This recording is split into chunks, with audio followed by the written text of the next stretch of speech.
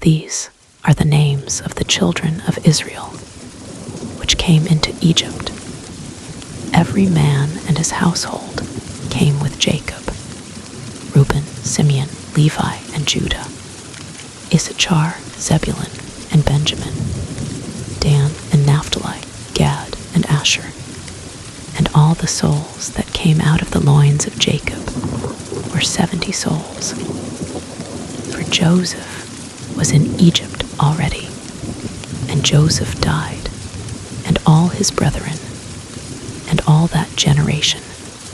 And the children of Israel were fruitful, and increased abundantly, and multiplied, and waxed exceeding mighty, and the land was filled with them.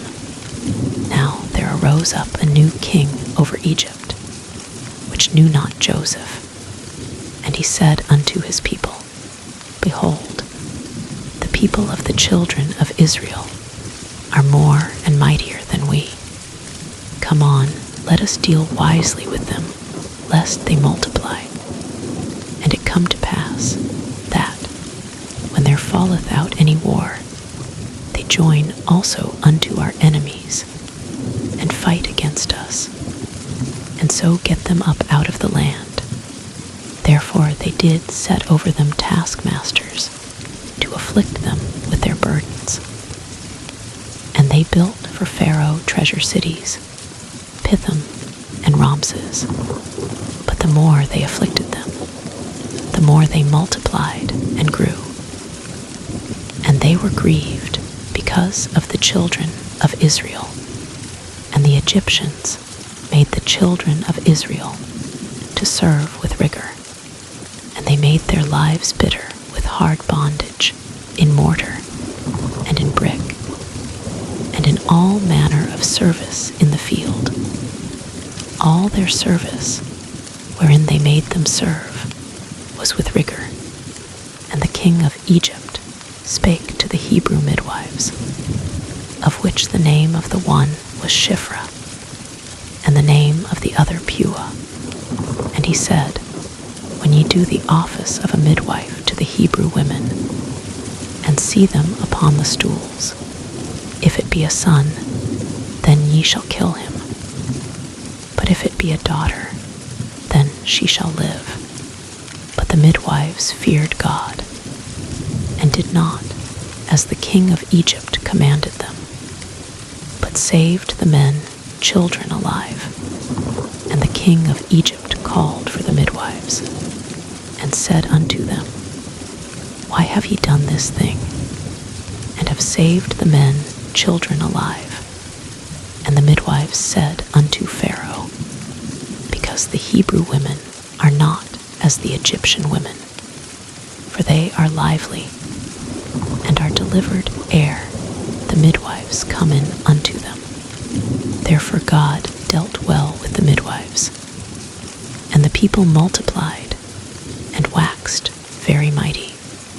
And it came to pass, because the midwives feared God, that he made them houses.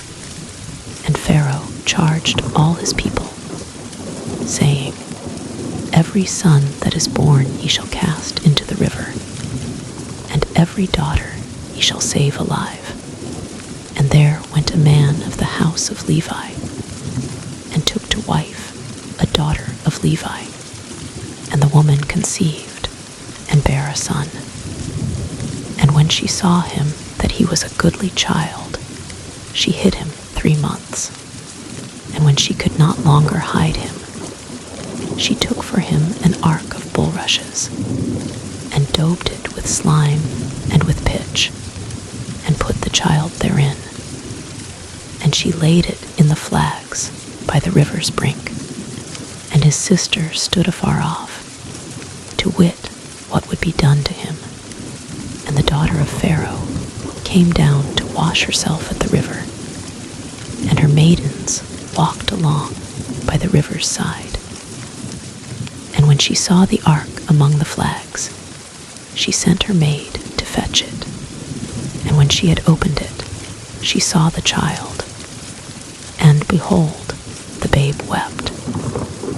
And she had compassion on him and said, "This is one of the Hebrews' children."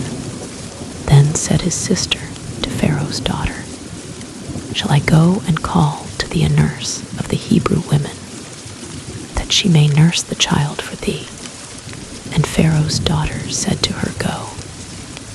And the maid went and called the child's mother. And Pharaoh's daughter said unto her, "Take this child away, and nurse it for me, and I will give thee thy wages." And the women took the child and nursed it. And the child grew, and she brought him unto Pharaoh's daughter, and he became her son. And she called his name Moses, and she said, "Because I drew him out of the water." And it came to pass in those days, when Moses was grown, that he went out unto his brethren, and looked on their burdens. And he spied an Egyptian smitting an Hebrew, one of his brethren. And he looked this way and that way. And when he saw that there was no man, he slew the Egyptian, and hid him in the sand. And when he went out the second day, behold, 2 men of the Hebrews strove together. And he said to him that did the wrong, "Wherefore smitest thou thy fellow?" And he said, "Who made thee a prince and a judge over us? Intendest thou to kill me, as thou killedst the Egyptian?" And Moses feared, and said, "Surely this thing is known." Now when Pharaoh heard this thing, he sought to slay Moses. But Moses fled from the face of Pharaoh, and dwelt in the land of Midian. And he sat down by a well. Now the priest of Midian had 7 daughters. And they came and drew water, and filled the troughs to water their father's flock. And the shepherds came and drove them away. But Moses stood up and helped them, and watered their flock. And when they came to rule their father, he said, "How is it that ye are come so soon today?" And they said, "An Egyptian delivered us out of the hand of the shepherds, and also drew water enough for us, and watered the flock." And he said unto his daughters, "And where is he? Why is it that ye have left the man? Call him, that he may eat bread." And Moses was content to dwell with the man. And he gave Moses Zipporah his daughter, and she bare him a son, and he called his name Gershom. For he said, "I have been a stranger in a strange land." And it came to pass in process of time that the king of Egypt died. And the children of Israel sighed by reason of the bondage. And they cried, and their cry came up unto God by reason of the bondage. And God heard their groaning. And God remembered his covenant with Abraham, with Isaac, and with Jacob. And God looked upon the children of Israel, and God had respect unto them. Now Moses kept the flock of Jethro his father-in-law, the priest of Midian. And he led the flock to the backside of the desert, and came to the mountain of God, even to Horeb. And the angel of the Lord appeared unto him in a flame of fire out of the midst of a bush. And he looked, and behold, the bush burned with fire, and the bush was not consumed. And Moses said, "I will now turn aside, and see this great sight, why the bush is not burnt." And when the Lord saw that he turned aside to see, God called unto him out of the midst of the bush, and said, "Moses, Moses." And he said, "Here am I." And he said, draw not nigh hither. Put off thy shoes from off thy feet, for the place whereon thou standest is holy ground. Moreover he said, I am the God of thy father, the God of Abraham, the God of Isaac, and the God of Jacob. And Moses hid his face, for he was afraid to look upon God. And the Lord said, I have surely seen the affliction of my people, which are in Egypt, and have heard their cry by reason of their taskmasters. For I know their sorrows, and I am come down to deliver them out of the hand of the Egyptians, and to bring them up out of that land unto a good land and a large, unto a land flowing with milk and honey, unto the place of the Canaanites, and the Hittites, and the Amorites, and the Perizzites, and the Hivites, and the Jebusites. Now therefore, behold, the cry of the children of Israel is come unto me, and I have also seen the oppression wherewith the Egyptians oppress them.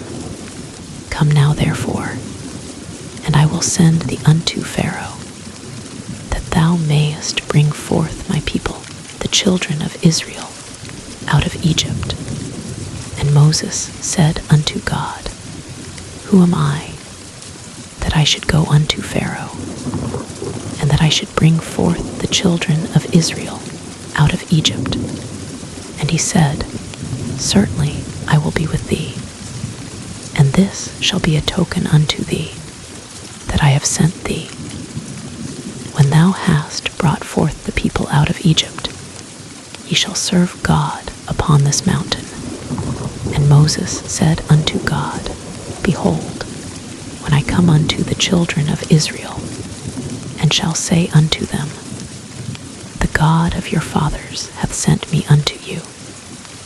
And they shall say to me, What is his name? What shall I say unto them? And God said unto Moses, I am that I am. And he said, Thus shalt thou say unto the children of Israel, I am hath sent me unto you. And God said moreover unto Moses, Thus shalt thou say unto the children of Israel, The Lord God of your fathers, the God of Abraham, the God of Isaac, and the God of Jacob, hath sent me unto you. This is my name forever, and this is my memorial unto all generations. Go and gather the elders of Israel together, and say unto them, The Lord God of your fathers, the God of Abraham, of Isaac, and of Jacob, appeared unto me, saying, I have surely visited you, and seen that which is done to you in Egypt. And I have said, I will bring you up out of the affliction of Egypt unto the land of the Canaanites, and the Hittites, and the Amorites, and the Perizzites, and the Hivites, and the Jebusites, unto a land flowing with milk and honey, and they shall hearken to thy voice. And thou shalt come, thou and the elders of Israel, unto the king of Egypt, and ye shall say unto him, The Lord God of the Hebrews hath met with us. And now let us go, we beseech thee, 3 days' journey into the wilderness, that we may sacrifice to the Lord our God. And I am sure that the king of Egypt will not let you go. No, not by a mighty hand. And I will stretch out my hand, and smite Egypt with all my wonders, which I will do in the midst thereof. And after that he will let you go, and I will give this people favor in the sight of the Egyptians. And it shall come to pass that, when ye go, ye shall not go empty, but every woman shall borrow of her neighbor. And of her that sojourneth in her house, jewels of silver, and jewels of gold, and raiment. And ye shall put them upon your sons, and upon your daughters, and ye shall spoil the Egyptians. And Moses answered and said, But behold, they will not believe me, nor hearken unto my voice. For they will say, The Lord hath not appeared unto thee. And the Lord said unto him, What is that in thine hand? And he said, A rod. And he said, Cast it on the ground. And he cast it on the ground, and it became a serpent. And Moses fled from before it. And the Lord said unto Moses, Put forth thine hand, and take it by the tail. And he put forth his hand, and caught it, and it became a rod in his hand, that they may believe that the Lord God of their fathers, the God of Abraham, the God of Isaac, and the God of Jacob, hath appeared unto thee. And the Lord said furthermore unto him, Put now thine hand into thy bosom. And he put his hand into his bosom. And when he took it out, behold, his hand was leprous as snow. And he said, Put thine hand into thy bosom again. And he put his hand into his bosom again, and plucked it out of his bosom. And behold, it was turned again as his other flesh. And it shall come to pass, if they will not believe thee, neither hearken to the voice of the first sign, that they will believe the voice of the latter sign. And it shall come to pass, if they will not believe also these two signs, neither hearken unto thy voice, that thou shalt take of the water of the river, and pour it upon the dry land. And the water which thou takest out of the river shall become blood upon the dry land. And Moses said unto the Lord, O my Lord, I am not eloquent, neither heretofore, nor since thou hast spoken unto thy servant, but I am slow of speech, and of a slow tongue. And the Lord said unto him, Who hath made man's mouth? Or who maketh the dumb, or deaf, or the seeing, or the blind? Have not I the Lord? Now therefore go, and I will be with thy mouth, and teach thee what thou shalt say. And he said, O my Lord, send, I pray thee, by the hand of him whom thou wilt send. And the anger of the Lord was kindled against Moses. And he said, Is not Aaron the Levite thy brother? I know that he can speak well. And also, behold, he cometh forth to meet thee. And when he seeth thee, he will be glad in his heart. And thou shalt speak unto him, and put words in his mouth. And I will be with thy mouth, and with his mouth, and will teach you what ye shall do. And he shall be thy spokesman unto the people. And he shall be, even he shall be to thee instead of a mouth, and thou shalt be to him instead of God. And thou shalt take this rod in thine hand, wherewith thou shalt do signs.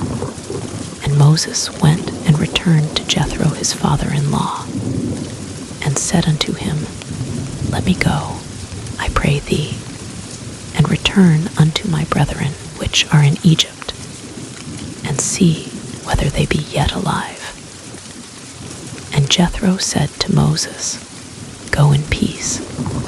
And the Lord said unto Moses in Midian, Go, return into Egypt. For all the men are dead which sought thy life. And Moses took his wife and his sons, and set them upon an ass, and he returned to the land of Egypt. Moses took the rod of God in his hand, and the Lord said unto Moses, When thou goest to return into Egypt, see that thou do all those wonders before Pharaoh, which I have put in thine hand.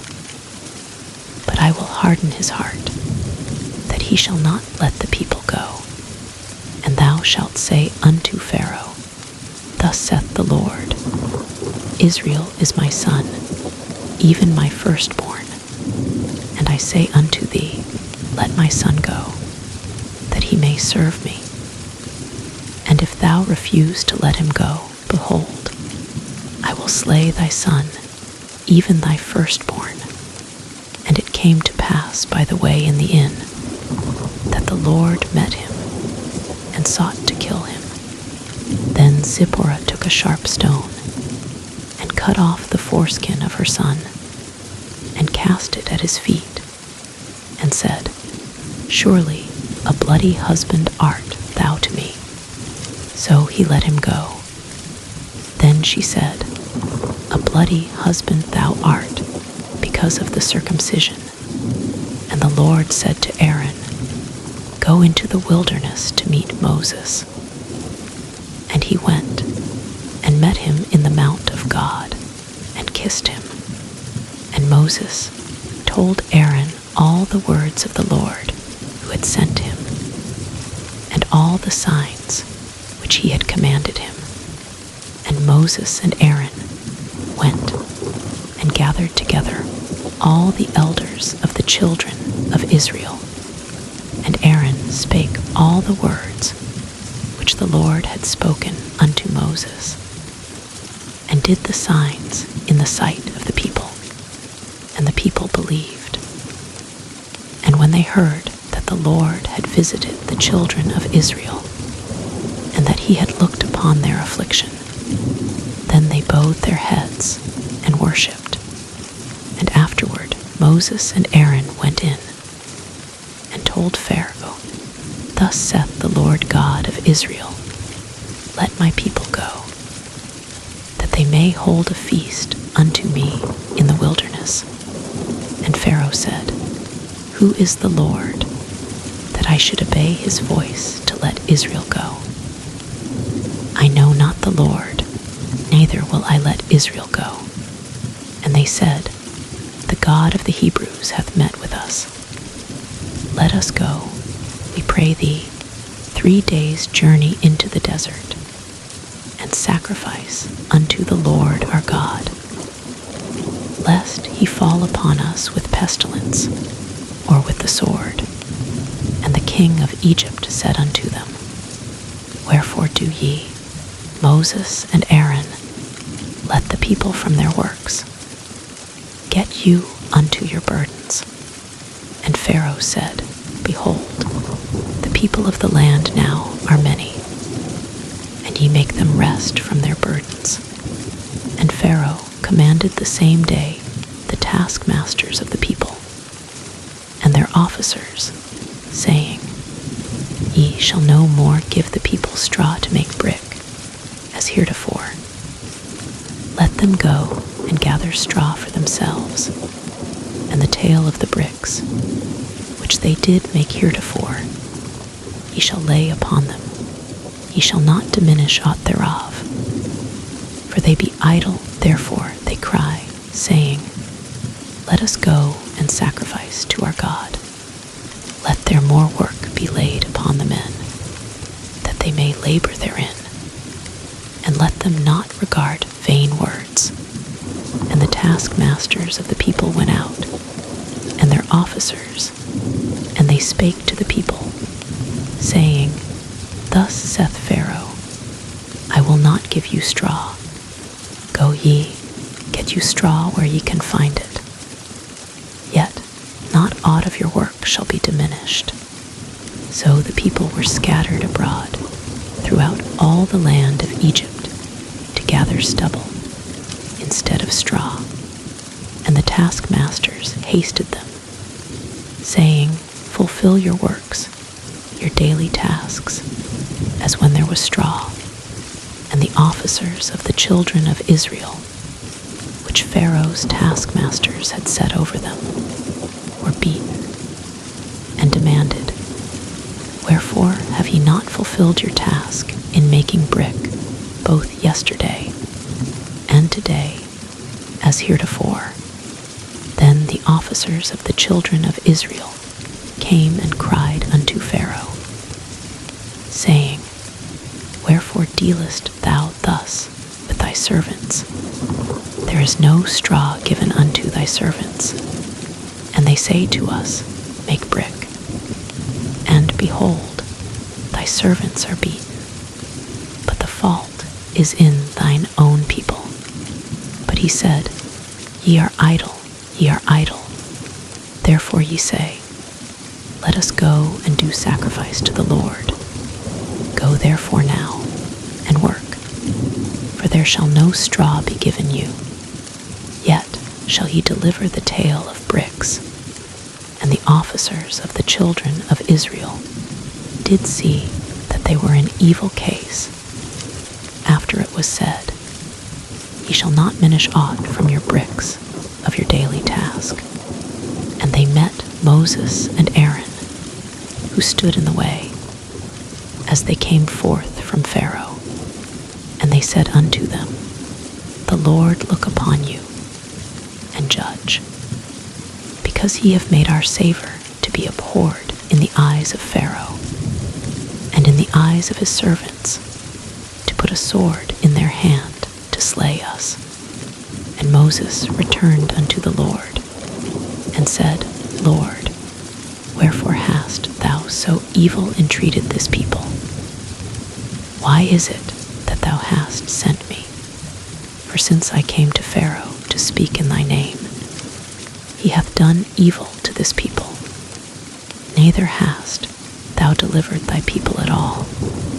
Then the Lord said unto Moses, "Now shalt thou see what I will do to Pharaoh. For with a strong hand shall he let them go, and with a strong hand shall he drive them out of his land." And God spake unto Moses, and said unto him, "I am the Lord. And I appeared unto Abraham, unto Isaac, and unto Jacob by the name of God Almighty. But by my name Jehovah was I not known to them. And I have also established my covenant with them, to give them the land of Canaan, the land of their pilgrimage, wherein they were strangers. And I have also heard the groaning of the children of Israel, whom the Egyptians keep in bondage. And I have remembered my covenant. Wherefore say unto the children of Israel, I am the Lord, and I will bring you out from under the burdens of the Egyptians, and I will rid you out of their bondage, and I will redeem you with a stretched out arm and with great judgments, and I will take you to me for a people, and I will be to you a God. And ye shall know that I am the Lord your God, which bringeth you out from under the burdens of the Egyptians, and I will bring you in unto the land, concerning the which I did swear to give it to Abraham, to Isaac, and to Jacob, and I will give it you for an heritage. I am the Lord. And Moses spake so unto the children of Israel. But they hearkened not unto Moses for anguish of spirit, and for cruel bondage. And the Lord spake unto Moses, saying, Go in, speak unto Pharaoh king of Egypt, that he let the children of Israel go out of his land. And Moses spake before the Lord, saying, Behold, the children of Israel have not hearkened unto me. How then shall Pharaoh hear me, who am of uncircumcised lips? And the Lord spake unto Moses and unto Aaron, and gave them a charge unto the children of Israel, and unto Pharaoh king of Egypt, bring the children of Israel out of the land of Egypt. These be the heads of their fathers' houses. The sons of Reuben, the firstborn of Israel, Hanok, and Palu, Hezron, and Carmi. These be the families of Reuben. And the sons of Simeon, Jemuel, and Jamin, and Ohad, and Jachin, and Zohar, and Shaul the son of a Canaanitish woman. These are the families of Simeon, and these are the names of the sons of Levi, according to their generations: Jershon, and Kohath, and Merari. And the years of the life of Levi were 137 years. The sons of Jershon, Libni, and Shimi, according to their families. And the sons of Kohath, Amram, and Izhar, and Hebron, and Uzziel. And the years of the life of Kohath were 133 years. And the sons of Merari, Mahali, and Mushi.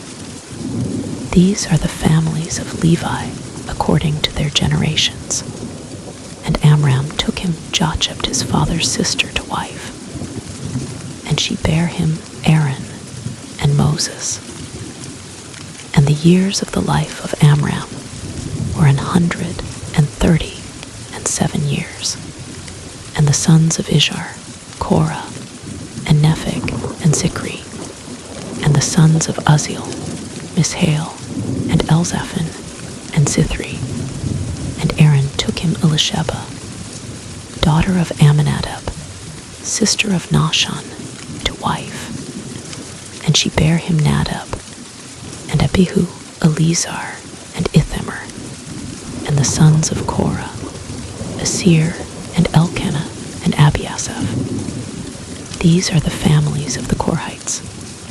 And Eleazar, Aaron's son, took him one of the daughters of Putiel to wife, and she bare him Phinehas.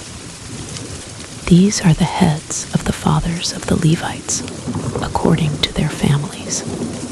These are that Aaron and Moses, to whom the Lord said, Bring out the children of Israel from the land of Egypt, according to their armies. These are they which spake to Pharaoh, king of Egypt, to bring out the children of Israel from Egypt. These are that Moses and Aaron. And it came to pass on the day when the Lord spake unto Moses in the land of Egypt, that the Lord spake unto Moses, saying, I am the Lord. Speak thou unto Pharaoh, king of Egypt, all that I say unto thee. And Moses said before the Lord, Behold, I am of uncircumcised lips, and how shall Pharaoh hearken unto me? And the Lord said unto Moses, See, I have made thee a god to Pharaoh, and Aaron thy brother shall be thy prophet. Thou shalt speak all that I command thee, and Aaron thy brother shall speak unto Pharaoh, that he send the children of Israel out of his land. And I will harden Pharaoh's heart, and multiply my signs and my wonders in the land of Egypt. But Pharaoh shall not hearken unto you, that I may lay my hand upon Egypt, and bring forth mine armies, and my people, the children of Israel, out of the land of Egypt by great judgments. And the Egyptians shall know that I am the Lord, when I stretch forth mine hand upon Egypt, and bring out the children of Israel from among them. And Moses and Aaron did as the Lord commanded them, so did they. And Moses was 80 years old, and Aaron 83 years old, when they spake unto Pharaoh. And the Lord spake unto Moses and unto Aaron, saying, When Pharaoh Pharaoh shall speak unto you, saying, Show a miracle for you. Then thou shalt say unto Aaron, Take thy rod, and cast it before Pharaoh, and it shall become a serpent.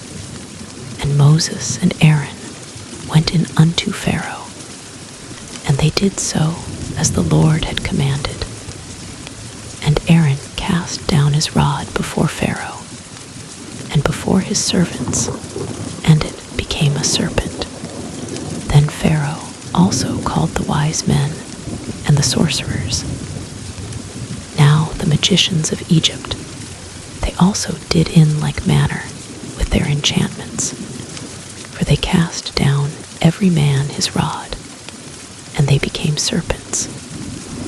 But Aaron's rod swallowed up their rods, and he hardened Pharaoh's heart, that he hearkened not unto them, as the Lord had said. And the Lord said unto Moses, Pharaoh's heart is hardened. He refuseth to let the people go. Get thee unto Pharaoh in the morning. Lo, he goeth out unto the water, and thou shalt stand by the river's brink against he come. And the rod which was turned to a serpent shalt thou take in thine hand, and thou shalt say unto him, The Lord God of the Hebrews hath sent me unto thee, saying, Let my people go, that they may serve me in the wilderness. And behold, hitherto thou wouldest not hear. Thus saith the Lord, In this thou shalt know that I am the Lord. Behold, I will smite with the rod that is in mine hand upon the waters which are in the river, and they shall be turned to blood, and the fish that is in the river shall die, and the river shall stink, and the Egyptians shall lothe to drink of the water of the river. And the Lord spake unto Moses, Say unto Aaron, Take thy rod, and stretch out thine hand upon the waters of Egypt, upon their streams, upon their rivers, and upon their ponds, and upon all their pools of water, that they may become blood, and that there may be blood throughout all the land of Egypt, both in vessels of wood and in vessels of stone. And Moses and Aaron did so, as the Lord commanded. And he lifted up the rod, and smote the waters that were in the river, in the sight of Pharaoh, and in the sight of his servants. And all the waters that were in the river were turned to blood, and the fish that was in the river died, and the river stank, and the Egyptians could not drink of the water of the river. And there was blood throughout all the land of Egypt, and the magicians of Egypt did so with their enchantments. And Pharaoh's heart was hardened, neither did he hearken unto them, as the Lord had said. And Pharaoh turned and went into his house, neither did he set his heart to this also. And all the Egyptians digged round about the river for water to drink, for they could not drink of the water of the river. And 7 days were fulfilled, after that the Lord had smitten the river. And the Lord spake unto Moses, Go unto Pharaoh, and say unto him, Thus saith the Lord, Let my people go, that they may serve me. And if thou refuse to let them go, behold, I will smite all thy borders with frogs, and the river shall bring forth frogs abundantly, which shall go up and come into thine house, and into thy bedchamber, and upon thy bed, and into the house of thy servants, and upon thy people, and into thine ovens, and into thy kneading troughs. And the frogs shall come up both on thee, and upon upon thy people, and upon all thy servants. And the Lord spake unto Moses, Say unto Aaron, Stretch forth thine hand with thy rod over the streams, over the rivers, and over the ponds, and cause frogs to come up upon the land of Egypt. And Aaron stretched out his hand over the waters of Egypt, and the frogs came up and covered the land of Egypt. And the magicians did so with their enchantments, and brought up frogs upon the land of Egypt. Then Pharaoh called for Moses and Aaron, and said, Entreat the Lord, that he may take away the frogs from me, and from my people. And I will let the people go, that they may do sacrifice unto the Lord. And Moses said unto Pharaoh, Glory over me. When shall I entreat for thee, and for thy servants, and for thy people, to destroy the frogs from thee and thy houses, that they may remain in the river only? And he said, Tomorrow.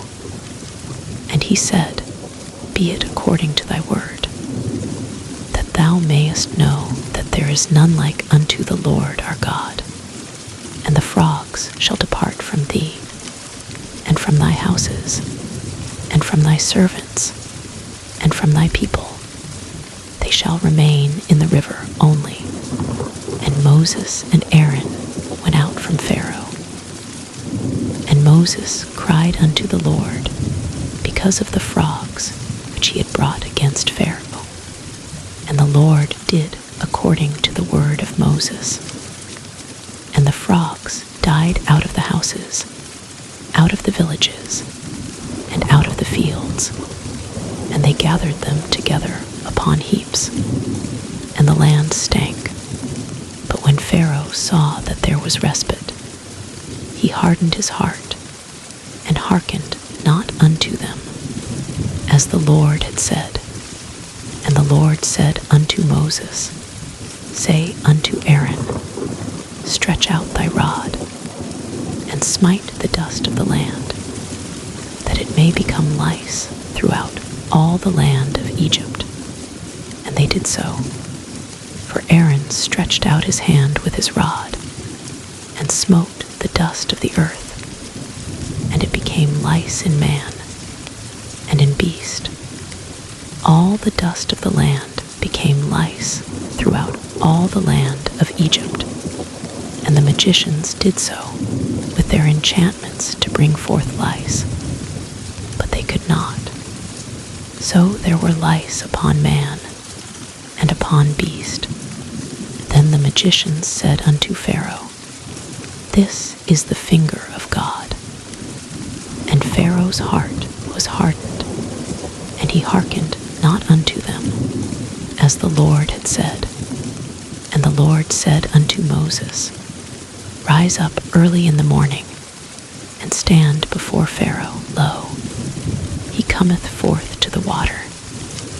And say unto him, Thus saith the Lord, Let my people go, that they may serve me. Else, if thou wilt not let my people go, behold, I will send swarms of flies upon thee, and upon thy servants, and upon thy people, and into thy houses. And the houses of the Egyptians shall be full of swarms of flies, and also the ground whereon they are. And I will sever in that day the land of Goshen, in which my people dwell, that no swarms of flies shall be there, to the end thou mayest know that I am the Lord in the midst of the earth. And I will put a division between my people and thy people. Tomorrow shall this sign be. And the Lord did so. And there came a grievous swarm of flies into the house of Pharaoh, and into his servants' houses, and into all the land of Egypt. The land was corrupted by reason of the swarm of flies. And Pharaoh called for Moses and for Aaron, and said, Go ye, sacrifice to your God in the land. And Moses said, It is not meet so to do, for we shall sacrifice the abomination of the Egyptians to the Lord our God. Lo, shall we sacrifice the abomination of the Egyptians before their eyes? And will they not stone us? We will go 3 days' journey into the wilderness, and sacrifice to the Lord our God, as he shall command us. And Pharaoh said, I will let you go, that ye may sacrifice to the Lord your God in the wilderness. Only ye shall not go very far away. Entreat for me. And Moses said, Behold, I go out from thee, and I will entreat the Lord that the swarms of flies may depart from Pharaoh, from his servants, and from his people tomorrow. But let not Pharaoh deal deceitfully any more in not letting the people go to sacrifice to the Lord.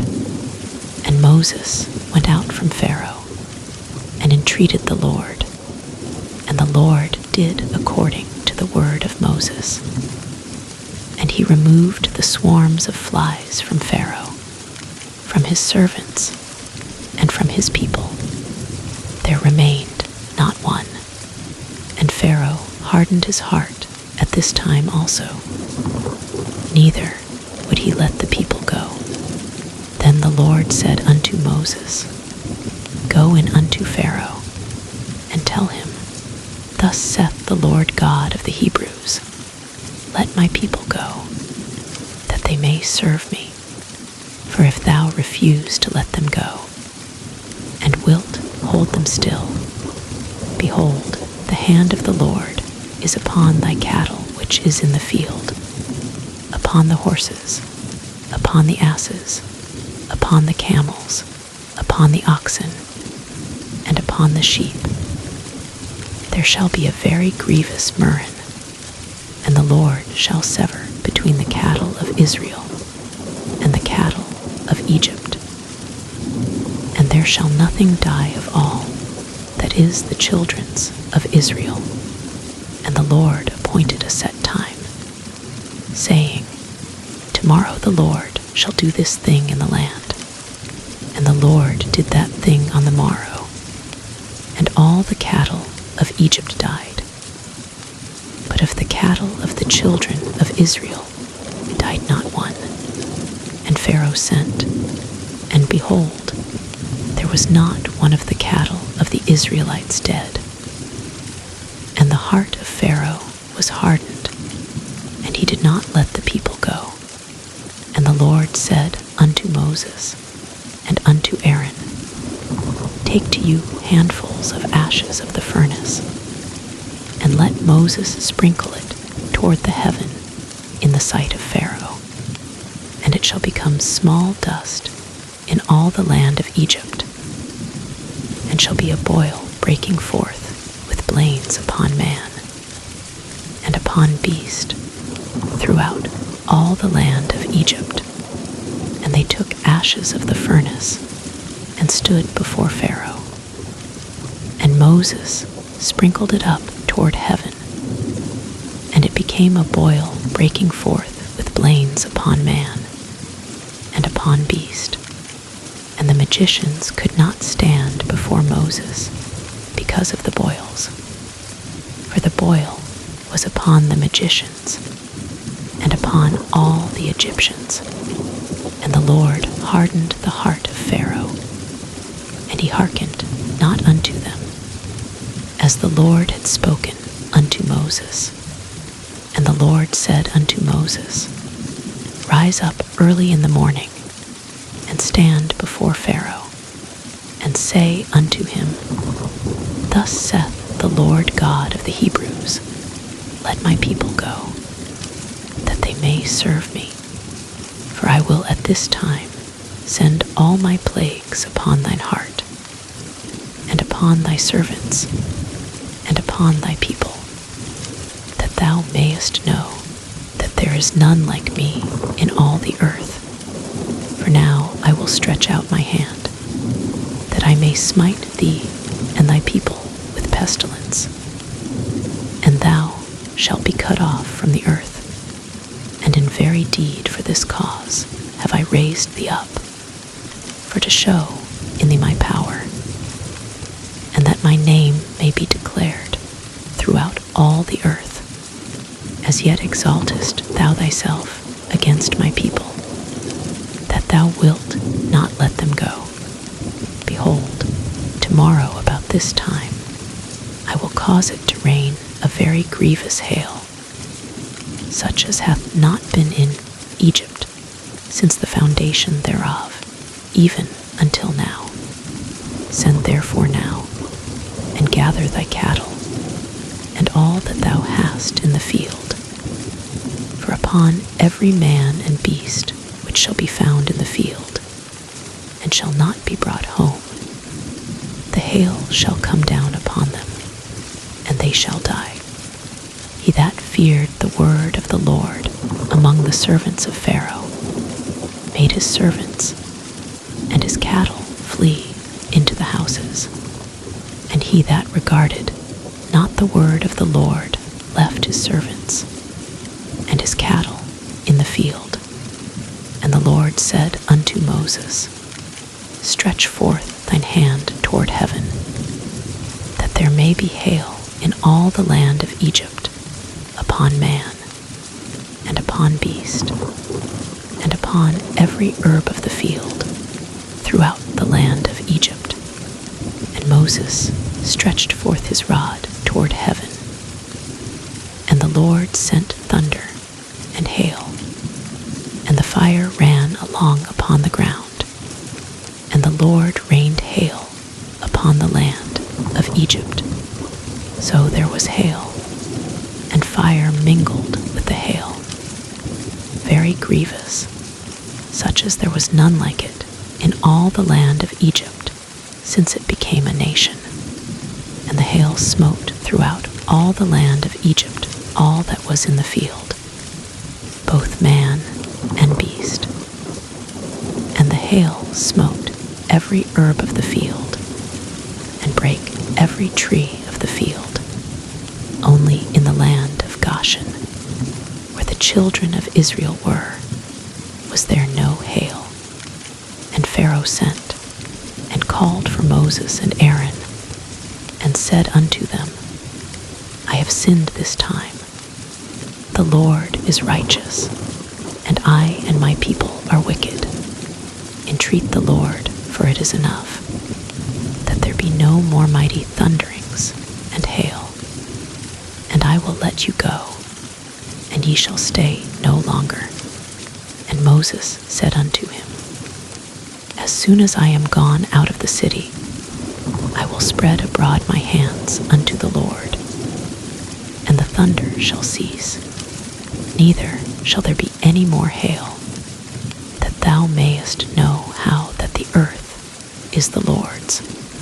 But as for thee and thy servants, I know that ye will not yet fear the Lord God. And the flax and the barley was smitten, for the barley was in the ear, and the flax was bold, but the wheat and the rye were not smitten, for they were not grown up. And Moses went out of the city from Pharaoh, and spread abroad his hands unto the Lord. And the thunders and hail ceased, and the rain was not poured upon the earth. And when Pharaoh saw that the rain and the hail and the thunders were ceased, he sinned yet more, and hardened his heart, he and his servants. And the heart of Pharaoh was hardened, neither would he let the children of Israel go, as the Lord had spoken by Moses.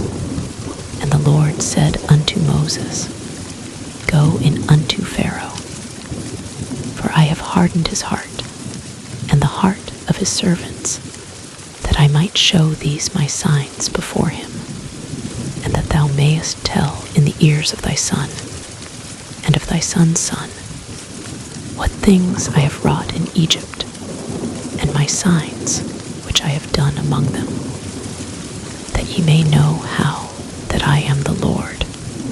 And Moses and Aaron came in unto Pharaoh, and said unto him, Thus saith the Lord God of the Hebrews, How long wilt thou refuse to humble thyself before me? Let my people go, that they may serve me. Else, if thou refuse to let my people go, behold, tomorrow will I bring the locusts into thy coast, and they shall cover the face of the earth, that one cannot be able to see the earth. And they shall eat the residue of that which is escaped, which remaineth unto you from the hail, and shall eat every tree which groweth for you out of the field, and they shall fill thy houses, and the houses of all thy servants, and the houses of all the Egyptians, which neither thy fathers nor thy fathers' fathers have seen, since the day that they were upon the earth unto this day. And he turned himself and went out from Pharaoh. And Pharaoh's servants said unto him, How long shall this man be a snare unto us? Let the men go, that they may serve the Lord their God. Knowest thou not yet that Egypt is destroyed? And Moses and Aaron were brought again unto Pharaoh. And he said unto them, Go, serve the Lord your God. But who are they that shall go? And Moses said, We will go with our young, and with our old, with our sons, and with our daughters, with our flocks, and with our herds will we go. For we must hold a feast unto the Lord. And he said unto them, Let the Lord be so with you, as I will let you go, and your little ones. Look to it, for evil is before you. Not so. Go now, ye that are men, and serve the Lord, for that ye did desire. And they were driven out from Pharaoh's presence. And the Lord said unto Moses, Stretch out thine hand over the land of Egypt for the locusts, that they may come up upon the land of Egypt, and eat every herb of the land, even all that the hail hath left. And Moses stretched forth his rod over the land of Egypt, and the Lord brought an east wind upon the land all that day, and all that night. And when it was morning, the east wind brought the locusts, and the locust went up over all the land of Egypt, and rested in all the coasts of Egypt. Very grievous were they. Before them there were no such locusts as they, neither after them shall be such, for they covered the face of the whole earth, so that the land was darkened. And they did eat every herb of the land, and all the fruit of the trees, which the hail had left. And there remained not any green thing in the trees, or in the herbs of the field, through all the land of Egypt. Then Pharaoh called for Moses and Aaron in haste, and he said, I have sinned against the Lord your God, and against you. Now therefore forgive, I pray thee, my sin only this once, and entreat the Lord your God, that he may take away from me this death only. And he went out from Pharaoh, and entreated the Lord, and the Lord turned a mighty strong west wind, which took away the locusts, and cast them into the Red Sea. There remained not one locust in all the coasts of Egypt, but the Lord hardened Pharaoh's heart, so that he would not let the children of Israel go. And the Lord said unto Moses, stretch out thine hand toward heaven, that there may be darkness over the land of Egypt, even darkness which may be felt. And Moses stretched forth his hand toward heaven, and there was a thick darkness in all the land of Egypt 3 days. They saw not one another, neither rose any from his place for 3 days. But all the children of Israel had light in their dwellings. And Pharaoh called unto Moses, and said, Go ye, serve the Lord, only let your flocks and your herds be stayed. Let your little ones also go with you. And Moses said, Thou must give us also sacrifices and burnt offerings, that we may sacrifice unto the Lord our God. Our cattle also shall go with us. There shall not an hoof be left behind. For thereof must we take to serve the Lord our God. And we know not with what we must serve the Lord until we come thither. But the Lord hardened Pharaoh's heart, and he would not let them go. And Pharaoh said unto him, Get thee from me, take heed to thyself, see my face no more. For in that day thou seest my face, thou shalt die. And Moses said, Thou hast spoken well. I will see thy face again no more. And the Lord said unto Moses, Yet will I bring one plague more upon Pharaoh, and upon Egypt. Afterwards he will let you go hence. When he shall let you go, he shall surely thrust you out hence altogether. Speak now in the ears of the people, and let every man borrow of his neighbor, and every woman of her neighbor, jewels of silver and jewels of gold. And the Lord gave the people favor in the sight of the Egyptians. Moreover, the man Moses was very great in the land of Egypt, in the sight of Pharaoh's servants, and in the sight of the people. And Moses said, Thus saith the Lord, About midnight will I go out into the midst of Egypt, and all the firstborn in the land of Egypt shall die, from the firstborn of Pharaoh that sitteth upon his throne, even unto the firstborn of the maidservant that is behind the mill, and all the firstborn of beasts. And there shall be a great cry throughout all the land of Egypt, such as there was none like it, nor shall be like it any more. But against any of the children of Israel shall not a dog move his tongue, against man or beast, that ye may know how that the Lord doth put a difference between the Egyptians and Israel. And all these thy servants shall come down unto me, and bow down themselves unto me, saying, Get thee out, and all the people that follow thee. And after that I will go out. And he went out from Pharaoh in a great anger. And the Lord said unto Moses, Pharaoh shall not hearken unto you, that my wonders may be multiplied in the land of Egypt. And Moses and Aaron did all these wonders before Pharaoh. And the Lord hardened Pharaoh's heart, so that he would not let the children of Israel go out of his land.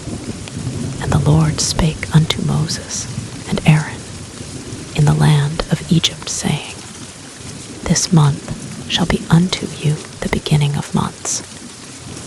It shall be the first month of the year to you. Speak ye unto all the congregation of Israel, saying, In the 10th day of this month they shall take to them every man a lamb, according to the house of their fathers, a lamb for an house. And if the household be too little for the lamb, let him and his neighbor next unto his house take it according to the number of the souls. Every man according to his eating shall make your count for the lamb. Your lamb shall be without blemish, a male of the first year. Ye shall take it out from the sheep or from the goats, and ye shall keep it up until the 14th day of the same month.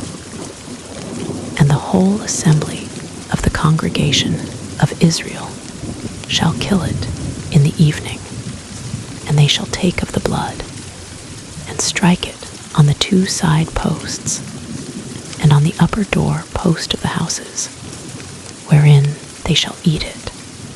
And they shall eat the flesh in that night, roast with fire, and unleavened bread. And with bitter herbs they shall eat it. Eat not of it raw, nor sodden at all with water, but roast with fire his head with his legs, and with the purtenance thereof. And ye shall let nothing of it remain until the morning.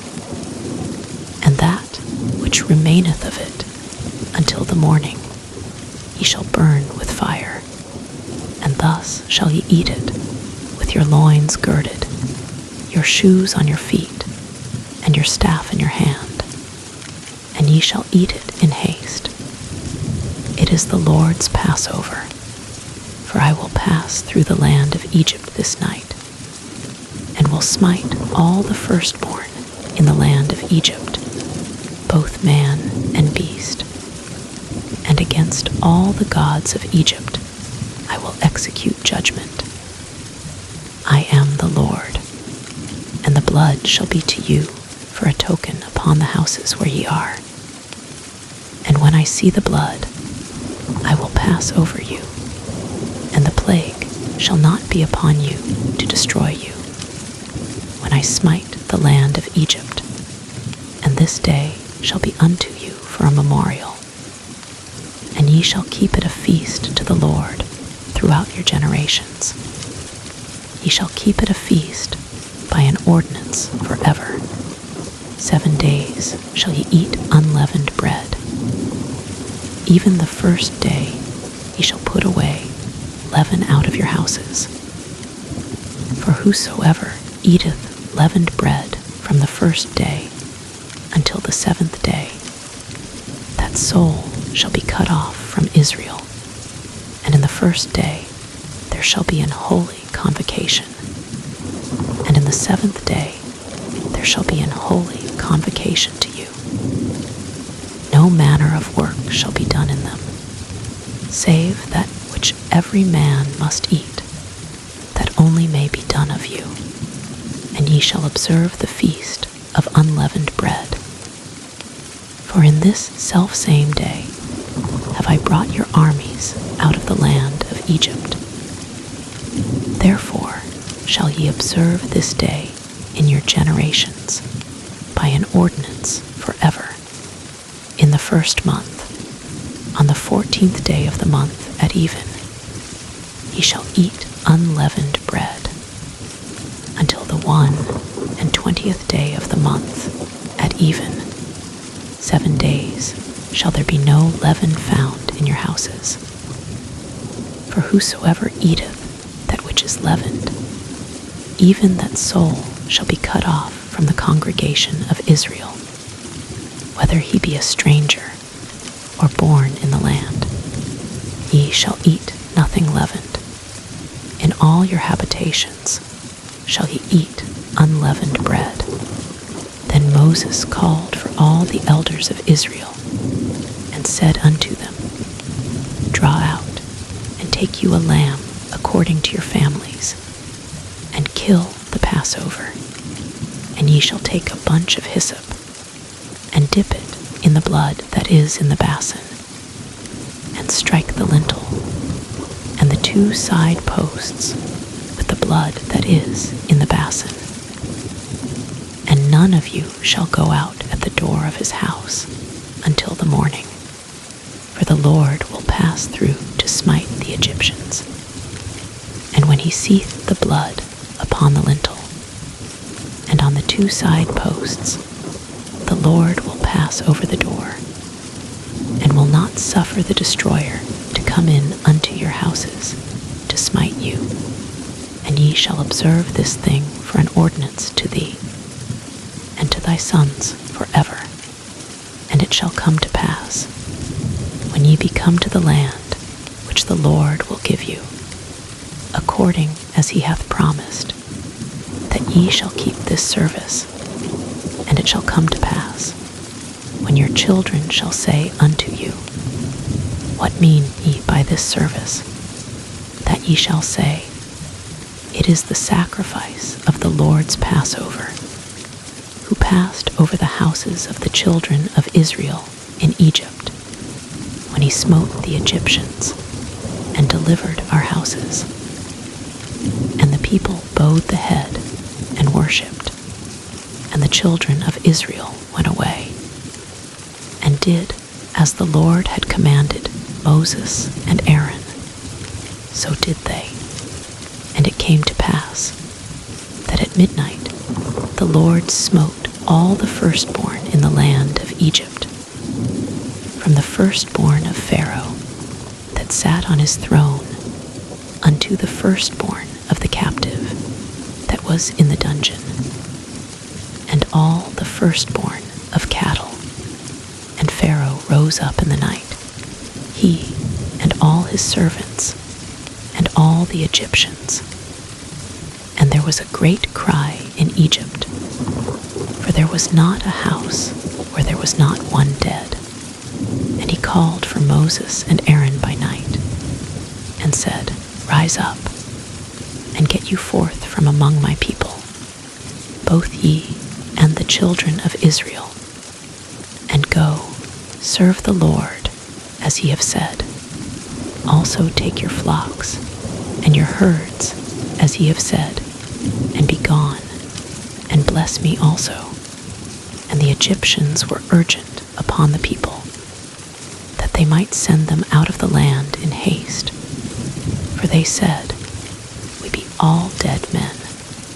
And the people took their dough before it was leavened, their kneading troughs being bound up in their clothes upon their shoulders.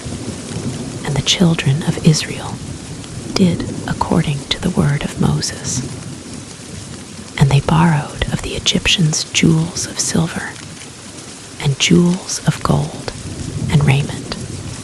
And the Lord gave the people favor in the sight of the Egyptians, so that they lent unto them such things as they required.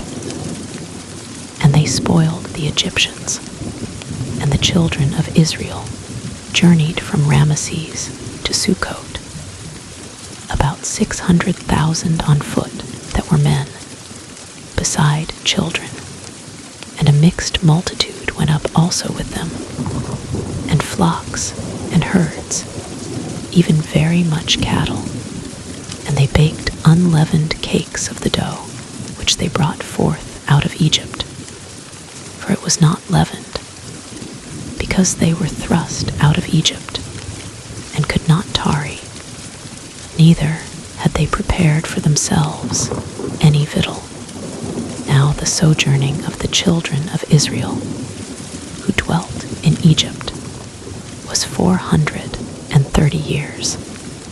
And it came to pass at the end of the 430 years, even the selfsame day it came to pass, that all the hosts of the Lord went out from the land of Egypt. It is a night to be much observed unto the Lord, for bringing them out from the land of Egypt. This is that night of the Lord to be observed of all the children of Israel in their generations. And the Lord said unto Moses and Aaron, This is the ordinance of the Passover. There shall no stranger eat thereof, but every man's servant that is bought for money. When thou hast circumcised him, then shall he eat thereof. A foreigner and an hired servant shall not eat thereof. In one house shall it be eaten. Thou shalt not carry forth aught of the flesh abroad out of the house, neither shall ye break a bone thereof. All the congregation of Israel shall keep it. And when a stranger shall sojourn with thee, and will keep the Passover to the Lord, let all his males be circumcised, and then let him come near and keep it. And he shall be as one that is born in the land. For no uncircumcised person shall eat thereof. One law shall be to him that is homeborn, and unto the stranger that sojourneth among you. Thus did all the children of Israel, as the Lord commanded Moses and Aaron, so did they. And it came to pass the selfsame day, that the Lord did bring the children of Israel out of the land of Egypt by their armies. And the Lord spake unto Moses, saying, Sanctify unto me all the firstborn, whatsoever openeth the womb among the children of Israel, both of man and of beast. It is mine. And Moses said unto the people, Remember this day, in which ye came out from Egypt, out of the house of bondage. For by strength of hand the Lord brought you out from this place. There shall no leavened bread be eaten. This day came ye out in the month Abib. And it shall be when the Lord shall bring thee into the land of the Canaanites, and the Hittites, and the Amorites, and the Hivites, and the Jebusites, which he sware unto thy fathers to give thee, a land flowing with milk and honey, that thou shalt keep this service in this month. 7 days thou shalt eat unleavened bread, and in the 7th day shall be a feast to the Lord. Unleavened bread shall be eaten 7 days, and there shall no leavened bread be seen with thee, neither shall there be leaven seen with thee in all thy quarters. And thou shalt show thy son in that day, saying, This is done because of that which the Lord did unto me when I came forth out of Egypt. And it shall be for a sign unto thee upon thine hand, and for a memorial between thine eyes, that the Lord's law may be in thy mouth. For with a strong hand hath the Lord brought thee out of Egypt. Thou shalt therefore keep this ordinance in his season from year to year. And it shall be, when the Lord shall bring thee into the land of the Canaanites, as he sware unto thee and to thy fathers, and shall give it thee, that thou shalt set apart unto the Lord all that openeth the matrix. And every firstling that cometh of a beast which thou hast, the males shall be the Lord's. And every firstling of an ass thou shalt redeem with a lamb. And if thou wilt not redeem it, then thou shalt break his neck. And all the firstborn of man among thy children shalt thou redeem. And it shall be when thy son asketh thee in time to come, saying, What is this? That thou shalt say unto him, By strength of hand the Lord brought us out from Egypt, from the house of bondage. And it came to pass, when Pharaoh would hardly let us go, that the Lord slew all the firstborn in the land of Egypt, both the firstborn of man and the firstborn of beast. Therefore I sacrifice to the Lord all that openeth the matrix, being males. But all the firstborn of my children I redeem. And it shall be for a token upon thine hand, and for frontlets between thine eyes. For by strength of hand the Lord brought us forth out of Egypt. And it came to pass, when Pharaoh had let the people go, that God led them not through the way of the land of the Philistines, although that was near. For God said, lest peradventure the people repent when they see war, and they return to Egypt. But God led the people about through the way of the wilderness of the Red Sea. And the children of Israel went up harnessed out of the land of Egypt. And Moses took the bones of Joseph with him, for he had straitly sworn the children of Israel, saying, God will surely visit you, and ye shall carry up my bones away hence with you. And they took their journey from Sukkot, and encamped in Etham, in the edge of the wilderness.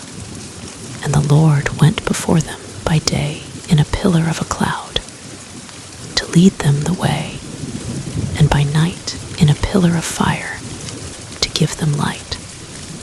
To go by day and night. He took not away the pillar of the cloud by day, nor the pillar of fire by night, from before the people. And the Lord spake unto Moses, saying, Speak unto the children of Israel, that they turn and encamp before Pihahiroth, between Migdol and the sea, over against Baalzephon. Before it shall ye encamp by the sea. For Pharaoh will say of the children of Israel, They are entangled in the land. The wilderness hath shut them in, and I will harden Pharaoh's heart, that he shall follow after them. And I will be honored upon Pharaoh, and upon all his host, that the Egyptians may know that I am the Lord. And they did so. And it was told the king of Egypt that the people fled. And the heart of Pharaoh and of his servants was turned against the people. And they said, Why have we done this, that we have let Israel go from serving us? And he made ready his chariot, and took his people with him. And he took 600 chosen chariots, and all the chariots of Egypt, and captains over every one of them. And the Lord hardened the heart of Pharaoh king of Egypt, and he pursued after the children of Israel. And the children of Israel went out with an high hand, but the Egyptians pursued after them, all the horses and chariots of Pharaoh, and his horsemen, and his army, and overtook them encamping by the sea, beside Pihahiroth, before Baalzephon. And when Pharaoh drew nigh, the children of Israel lifted up their eyes, and behold, the Egyptians marched after them, and they were sore afraid. And the children of Israel cried out unto the Lord, and they said unto Moses, Because there were no graves in Egypt, hast thou taken us away to die in the wilderness? Wherefore hast thou dealt thus with us, to carry us forth out of Egypt? Is not this the word that we did tell thee in Egypt, saying, Let us alone, that we may serve the Egyptians? For it had been better for us to serve the Egyptians, than that we should die in the wilderness. And Moses said unto the people, Fear ye not, stand still, and see the salvation of the Lord, which he will show to you today. For the Egyptians whom ye have seen today, ye shall see them again no more forever. The Lord shall fight for you, and ye shall hold your peace. And the Lord said unto Moses, Wherefore criest thou unto me? Speak unto the children of Israel, that they go forward. But lift thou up thy rod, and stretch out thine hand over the sea, and divide it. And the children of Israel shall go on dry ground through the midst of the sea. And I, behold, I will harden the hearts of the Egyptians, and they shall follow them.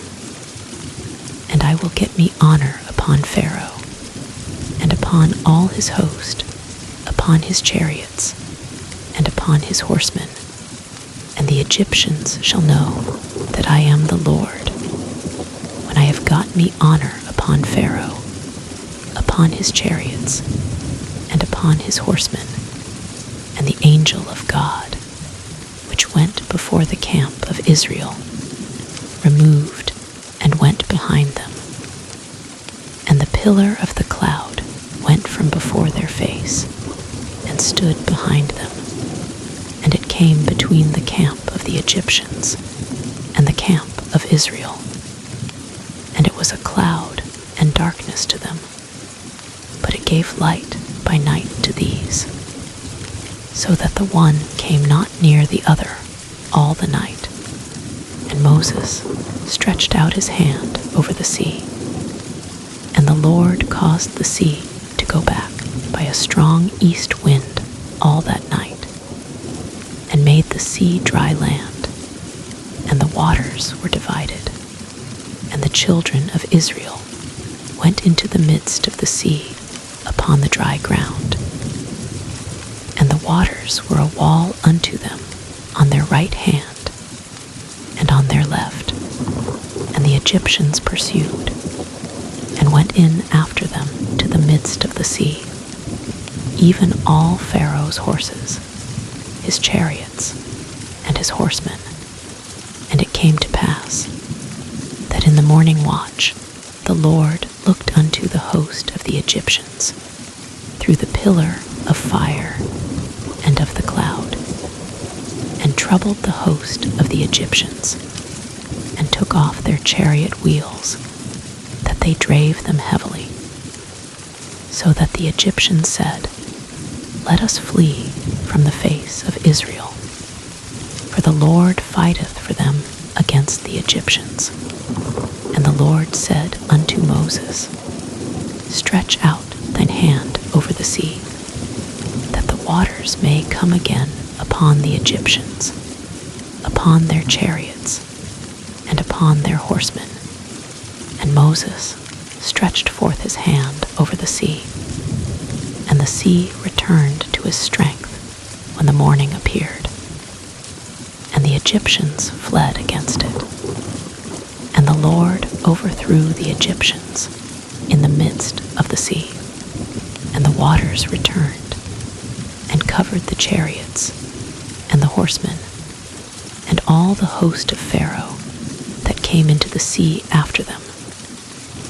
There remained not so much as one of them, but the children of Israel walked upon dry land in the midst of the sea, and the waters were a wall unto them on their right hand and on their left. Thus the Lord saved Israel that day out of the hand of the Egyptians. And Israel saw the Egyptians dead upon the seashore, and Israel saw that great work which the Lord did upon the Egyptians. And the people feared the Lord, and believed the Lord, and his servant Moses. Then sang Moses and the children of Israel this song unto the Lord, and spake, saying, I will sing unto the Lord, for he hath triumphed gloriously. The horse and his rider hath he thrown into the sea. The Lord is my strength and song, and he is become my salvation. He is my God, and I will prepare him an habitation, my father's God, and I will exalt him. The Lord is a man of war. The Lord is his name. Pharaoh's chariots and his host hath he cast into the sea. His chosen captains also are drowned. Red Sea. The depths have covered them. They sank into the bottom as a stone. Thy right hand, O Lord, is become glorious in power. Thy right hand, O Lord, hath dashed in pieces the enemy, and in the greatness of thine excellency thou hast overthrown them that rose up against thee. Thou sentest forth thy wrath, which consumed them as stubble, and with the blast of thy nostrils the waters were gathered together. The floods stood upright as an heap, and the depths were congealed in the heart of the sea. The enemy said, I will pursue, I will overtake, I will divide the spoil, my lust shall be satisfied upon them. I will draw my sword, my hand shall destroy them. Thou didst blow with thy wind, the sea covered them. They sank as lead in the mighty waters. Who is like unto thee, O Lord, among the gods? Who is like thee, glorious in holiness, fearful in praises, doing wonders? Thou stretchedst out thy right hand, the earth swallowed them. Thou in thy mercy hast led forth the people which thou hast redeemed. Thou hast guided them in thy strength unto thy holy habitation. The people shall hear and be afraid. Sorrow shall take hold on the inhabitants of Palestina. Then the dukes of Edom shall be amazed. The mighty men of Moab, trembling, shall take hold upon them. All the inhabitants of Canaan shall melt away. Fear and dread shall fall upon them. By the greatness of thine arm, they shall be as still as a stone, till thy people pass over, O Lord, till the people pass over, which thou hast purchased. Thou shalt bring them in, and plant them in the mountain of thine inheritance, in the place, O Lord, which thou hast made for thee to dwell in the sanctuary, O Lord, which thy hands have established. The Lord shall reign forever and ever. For the horse of Pharaoh went in with his chariots, and with his horsemen into the sea, and the Lord brought again the waters of the sea upon them. But the children of Israel went on dry land in the midst of the sea. And Miriam, the prophetess, the sister of Aaron, took a timbrel in her hand. And all the women went out after her with timbrels and with dances. And Miriam answered them, Sing ye to the Lord, for he hath triumphed gloriously. The horse and his rider hath he thrown into the sea. So Moses brought Israel from the Red Sea, and they went out into the wilderness of Shur. And they went 3 days in the wilderness, and found no water. And when they came to Marah, they could not drink of the waters of Marah, for they were bitter. Therefore the name of it was called Marah. And the people murmured against Moses, saying, What shall we drink? And he cried unto the Lord. And the Lord showed him a tree, which when he had cast into the waters were made sweet. There he made for them a statute and an ordinance, and there he proved them, and said, If thou wilt diligently hearken to the voice of the Lord thy God, and wilt do that which is right in his sight, and wilt give ear to his commandments, and keep all his statutes, I will put none of these diseases upon thee, which I have brought upon the Egyptians. For I am the Lord that healeth thee. And they came to Elim, where were 12 wells of water, and 70 10 palm trees, and they encamped there by the waters, and they took their journey from Elim. And all the congregation of the children of Israel came unto the wilderness of Sin, which is between Elim and Sinai, on the 15th day of the 2nd month, after their departing out of the land of Egypt. And the whole congregation of the children of Israel murmured against Moses and Aaron in the wilderness. And the children of Israel said unto them, Would to God we had died by the hand of the Lord in the land of Egypt, when we sat by the flesh pots, and when we did eat bread to the full. For ye have brought us forth into this wilderness, to kill this whole assembly with hunger. Then said the Lord unto Moses, Behold, I will rain bread from heaven for you, and the people shall go out and gather a certain rate every day, that I may prove them, whether they will walk in my law or no. And it shall come to pass, that on the 6th day they shall prepare that which they bring in, and it shall be twice as much as they gather daily. And Moses and Aaron said unto all the children of Israel, At even, then ye shall know that the Lord hath brought you out from the land of Egypt.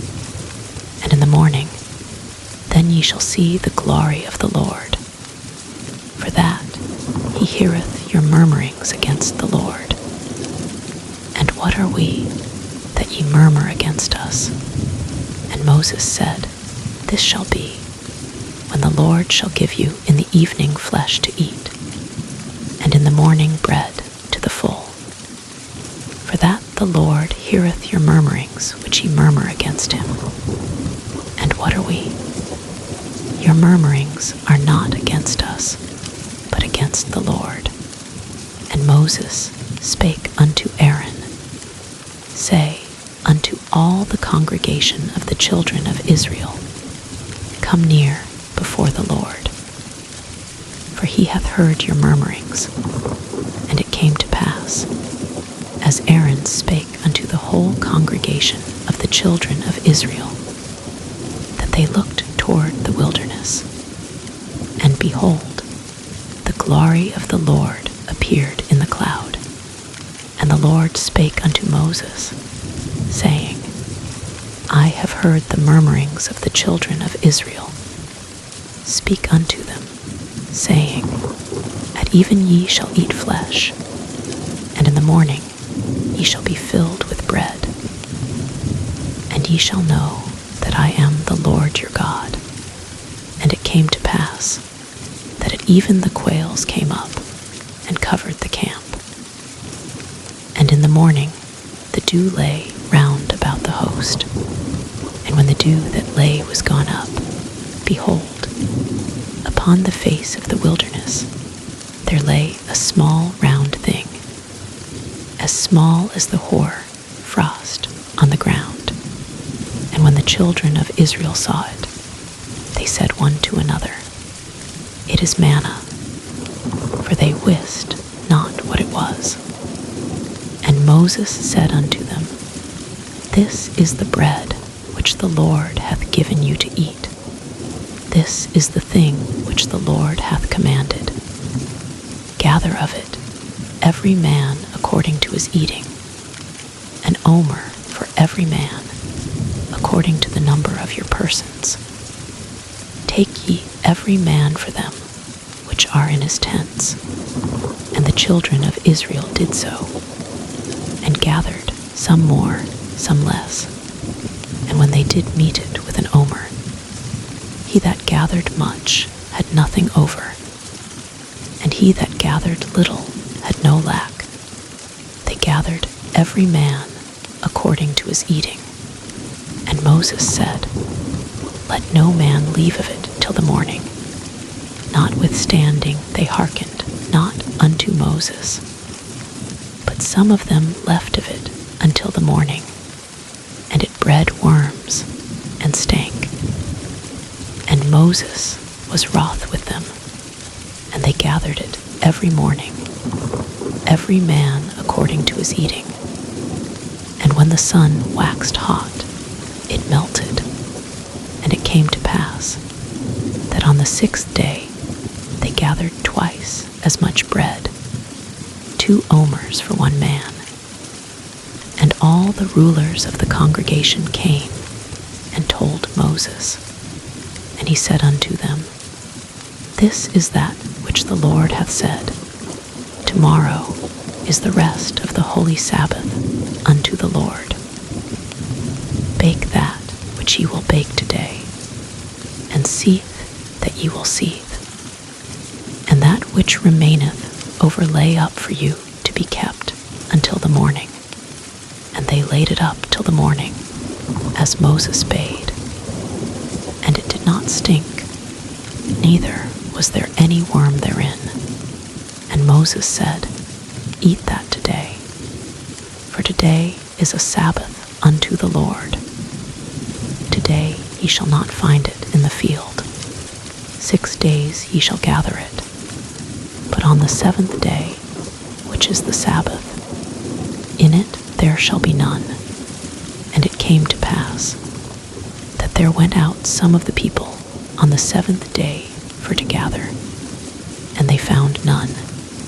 And the Lord said unto Moses, How long refuse ye to keep my commandments and my laws? See, for that the Lord hath given you the Sabbath. Therefore he giveth you on the 6th day the bread of 2 days. Abide ye every man in his place. Let no man go out of his place on the 7th day. So the people rested on the 7th day, and the house of Israel called the name thereof manna. And it was like coriander seed, white, and the taste of it was like wafers made with honey. And Moses said, This is the thing which the Lord commandeth. Fill an omer of it to be kept for your generations, that they may see the bread wherewith I have fed you in the wilderness, when I brought you forth from the land of Egypt. And Moses said unto Aaron, Take a pot, and put an omer full of manna therein, and lay it up before the Lord, to be kept for your generations, as the Lord commanded Moses. So Aaron laid it up before the testimony, to be kept. And the children of Israel did eat manna 40 years, until they came to a land inhabited. They did eat manna, until they came unto the borders of the land of Canaan. Now an omer is the 10th part of an ephah. And all the congregation of the children of Israel journeyed from the wilderness of Sin, after their journeys, according to the commandment of the Lord, and pitched in Rephidim. And there was no water for the people to drink, wherefore the people did chide with Moses, and said, Give us water that we may drink. And Moses said unto them, Why chide ye with me? Wherefore do ye tempt the Lord? And the people thirsted there for water. And the people murmured against Moses, and said, Wherefore is this, that thou hast brought us up out of Egypt, to kill us and our children and our cattle with thirst? And Moses cried unto the Lord, saying, What shall I do unto this people?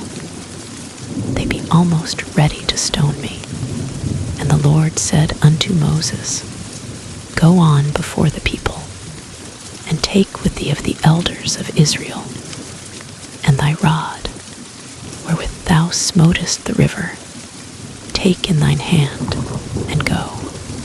Behold, I will stand before thee there upon the rock in Horeb, and thou shalt smite the rock, and there shall come water out of it,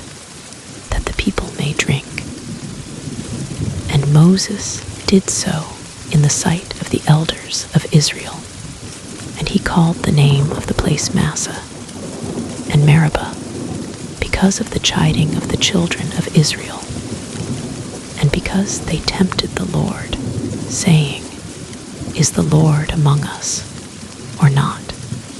Then came Amalek, and fought with Israel in Rephidim.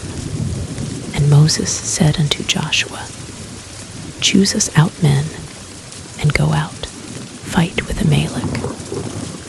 Tomorrow I will stand on the top of the hill, with the rod of God in mine hand. So Joshua did as Moses had said to him, and fought with Amalek. And Moses, Aaron, and Hur went up to the top of the hill. And it came to pass, when Moses held up his hand, that Israel prevailed. And when he let down his hand, Amalek prevailed. But Moses' hands were heavy, and they took a stone, and put it under him, and he sat thereon. And Aaron and Hur stayed up his hands, the one on the one side, and the other on the other side. And his hands were steady until the going down of the sun.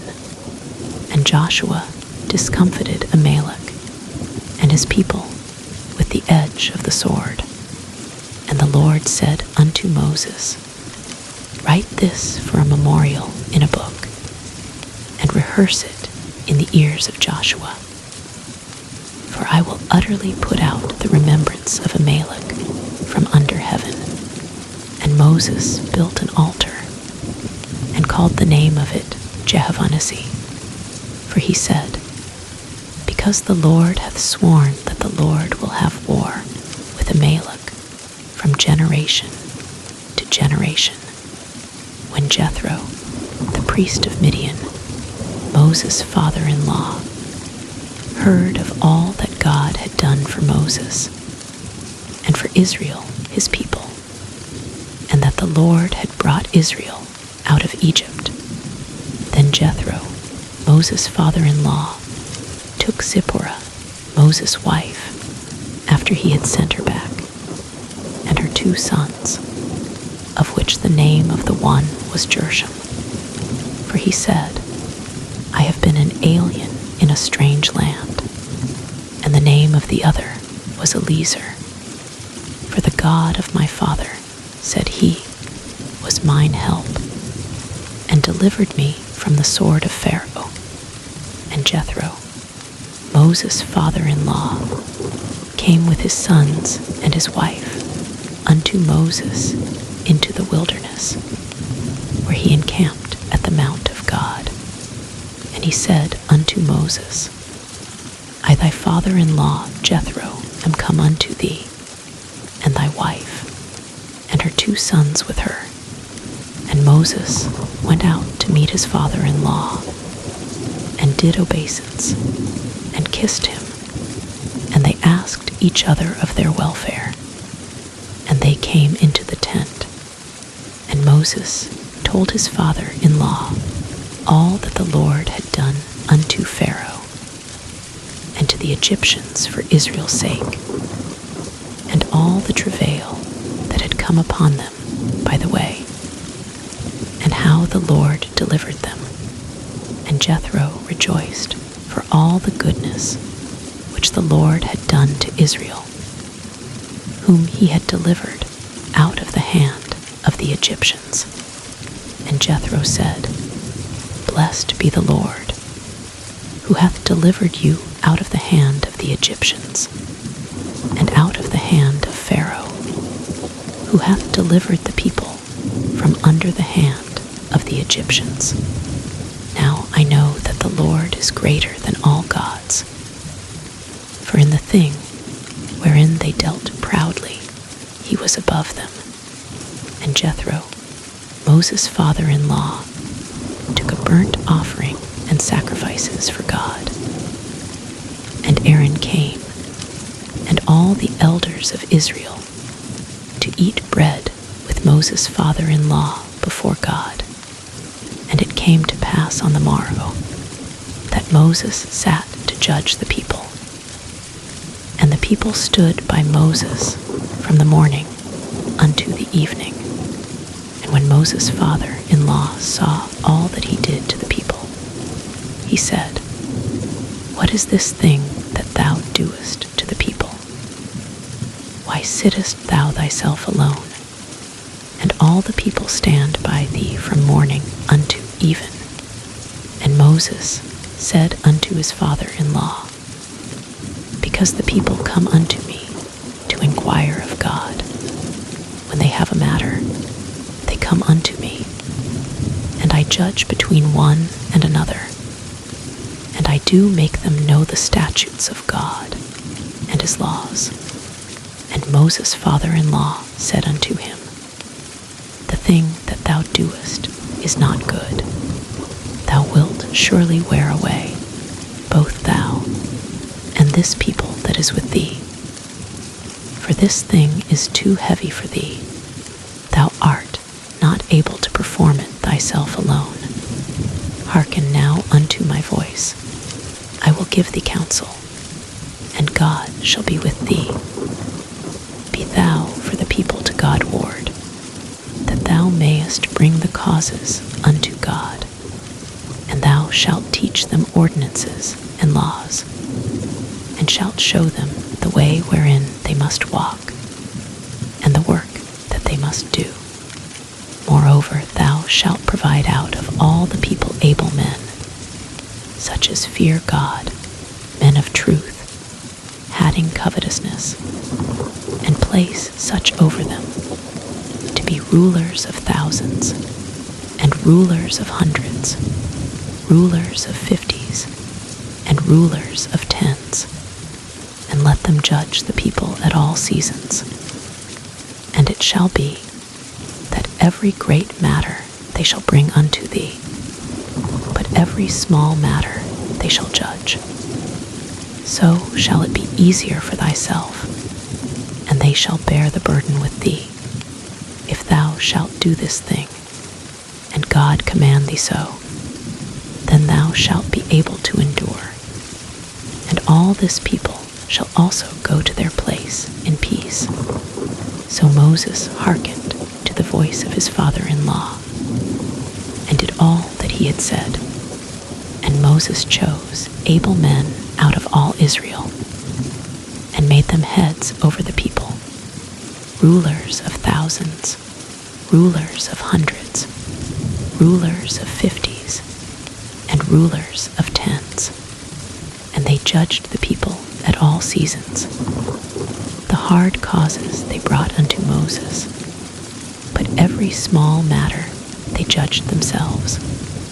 And Moses let his father-in-law depart, and he went his way into his own land in the 3rd month, when the children of Israel were gone forth out of the land of Egypt.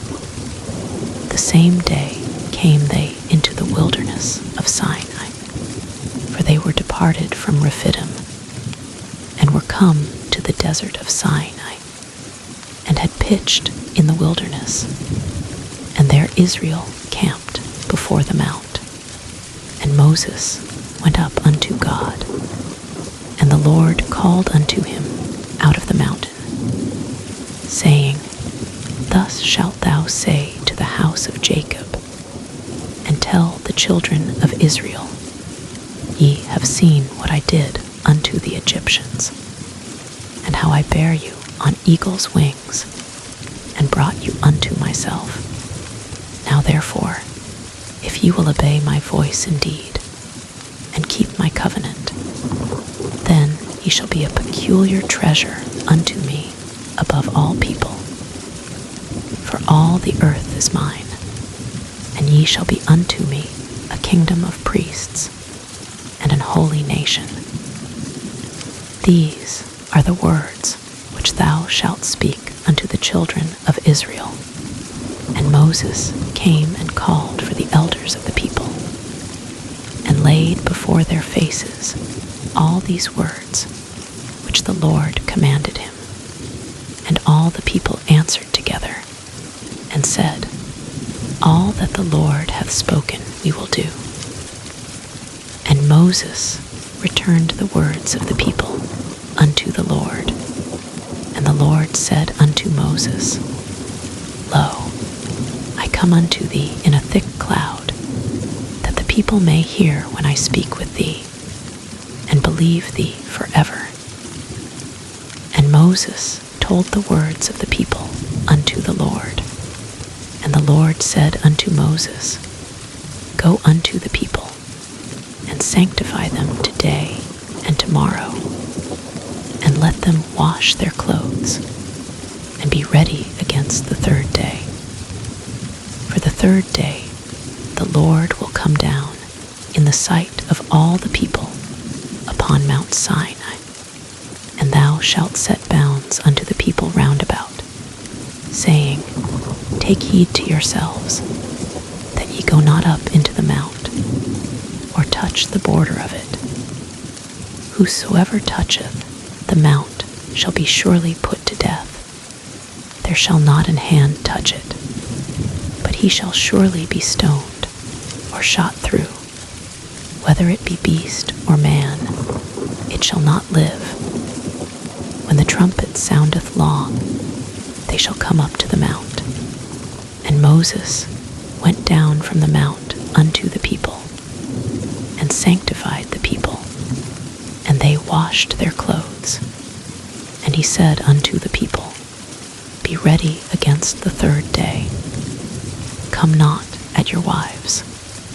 And it came to pass on the third day in the morning, that there were thunders and lightnings, and a thick cloud upon the mount, and the voice of the trumpet exceeding loud, so that all the people that was in the camp trembled. And Moses brought forth the people out of the camp to meet with God. And they stood at the nether part of the mount, and Mount Sinai was altogether on a smoke, because the Lord descended upon it in fire. And the smoke thereof ascended as the smoke of a furnace, and the whole mount quaked greatly. And when the voice of the trumpet sounded long, and waxed louder and louder, Moses spake, and God answered him by a voice. And the Lord came down upon Mount Sinai on the top of the mount. And the Lord called Moses up to the top of the mount. And Moses went up. And the Lord said unto Moses, Go down, charge the people, lest they break through unto the Lord to gaze, and many of them perish. And let the priests also, which come near to the Lord, sanctify themselves, lest the Lord break forth upon them. And Moses said unto the Lord, The people cannot come up to Mount Sinai, for thou chargedst us, saying, Set bounds about the mount, and sanctify it. And the Lord said unto him, Away, get thee down, and thou shalt come up, thou, and Aaron with thee. But let not the priests and the people break through to come up unto the Lord, lest he break forth upon them. So Moses went down unto the people, and spake unto them. And God spake all these words, saying, I am the Lord thy God, which have brought thee out of the land of Egypt, out of the house of bondage. Thou shalt have no other gods before me. Thou shalt not make unto thee any graven image, or any likeness of anything that is in heaven above, or that is in the earth beneath, or that is in the water under the earth. Thou shalt not bow down thyself to them, nor serve them. For I, the Lord thy God, am a jealous God, visiting the iniquity of the fathers upon the children, unto the third and fourth generation of them that hate me, and showing mercy unto thousands of them that love me and keep my commandments. Thou shalt not take the name of the Lord thy God in vain. For the Lord will not hold him guiltless that taketh his name in vain. Remember the Sabbath day to keep it holy. 6 days shalt thou labor and do all thy work, but the 7th day is the Sabbath of the Lord thy God. In it thou shalt not do any work, thou, nor thy son, nor thy daughter, thy manservant, nor thy maidservant, nor thy cattle, nor thy stranger that is within thy gates. For in 6 days the Lord made heaven and earth, the sea, and all that in them is, and rested the 7th day. Wherefore the Lord blessed the Sabbath day, and hallowed it. Honor thy father and thy mother, that thy days may be long upon the land, which the Lord thy God giveth thee. Thou shalt not kill. Thou shalt not commit adultery. Thou shalt not steal. Thou shalt not bear false witness against thy neighbor. Thou shalt not covet thy neighbor's house.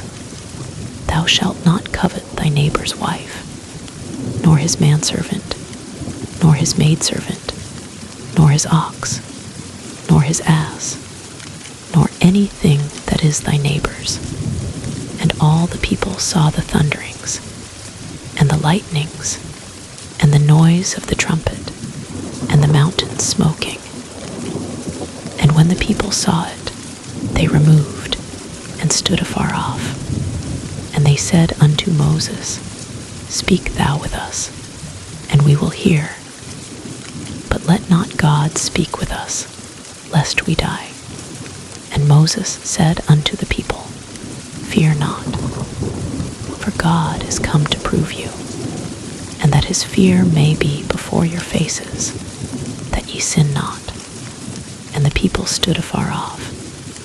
And Moses drew near unto the thick darkness where God was. And the Lord said unto Moses, Thus thou shalt say unto the children of Israel, Ye have seen that I have talked with you from heaven. Ye shall not make with me gods of silver, neither shall ye make unto you gods of gold. An altar of earth thou shalt make unto me, and shalt sacrifice thereon thy burnt offerings, and thy peace offerings, thy sheep, and thine oxen. In all places where I record my name, I will come unto thee, and I will bless thee. And if thou wilt make me an altar of stone, thou shalt not build it of hewn stone. For if thou lift up thy tool upon it, thou hast polluted it. Neither shalt thou go up by steps unto mine altar, that thy nakedness be not discovered thereon. Now these are the judgments which thou shalt set before them. If thou buy an Hebrew servant, 6 years he shall serve, and in the 7th he shall go out free for nothing. If he came in by himself, he shall go out by himself. If he were married, then his wife shall go out with him. If his master have given him a wife, and she have borne him sons or daughters, the wife and her children shall be her master's, and he shall go out by himself. And if the servant shall plainly say, I love my master, my wife, and my children, I will not go out free, then his master shall bring him unto the judges. He shall also bring him to the door, or unto the doorpost, and his master shall bore his ear through with an awl, and he shall serve him forever. And if a man sell his daughter to be a maidservant, she shall not go out as the manservants do, if she please not her master, who hath betrothed her to himself. Then shall he let her be redeemed. To sell her unto a strange nation he shall have no power, seeing he hath dealt deceitfully with her. And if he have betrothed her unto his son, he shall deal with her after the manner of daughters. If he take him another wife, her food, her raiment, and her duty of marriage shall he not diminish. And if he do not these three unto her, then shall she go out free without money. He that smiteth a man so that he die shall be surely put to death. And if a man lie not in wait, but God deliver him into his hand, then I will appoint thee a place whither he shall flee.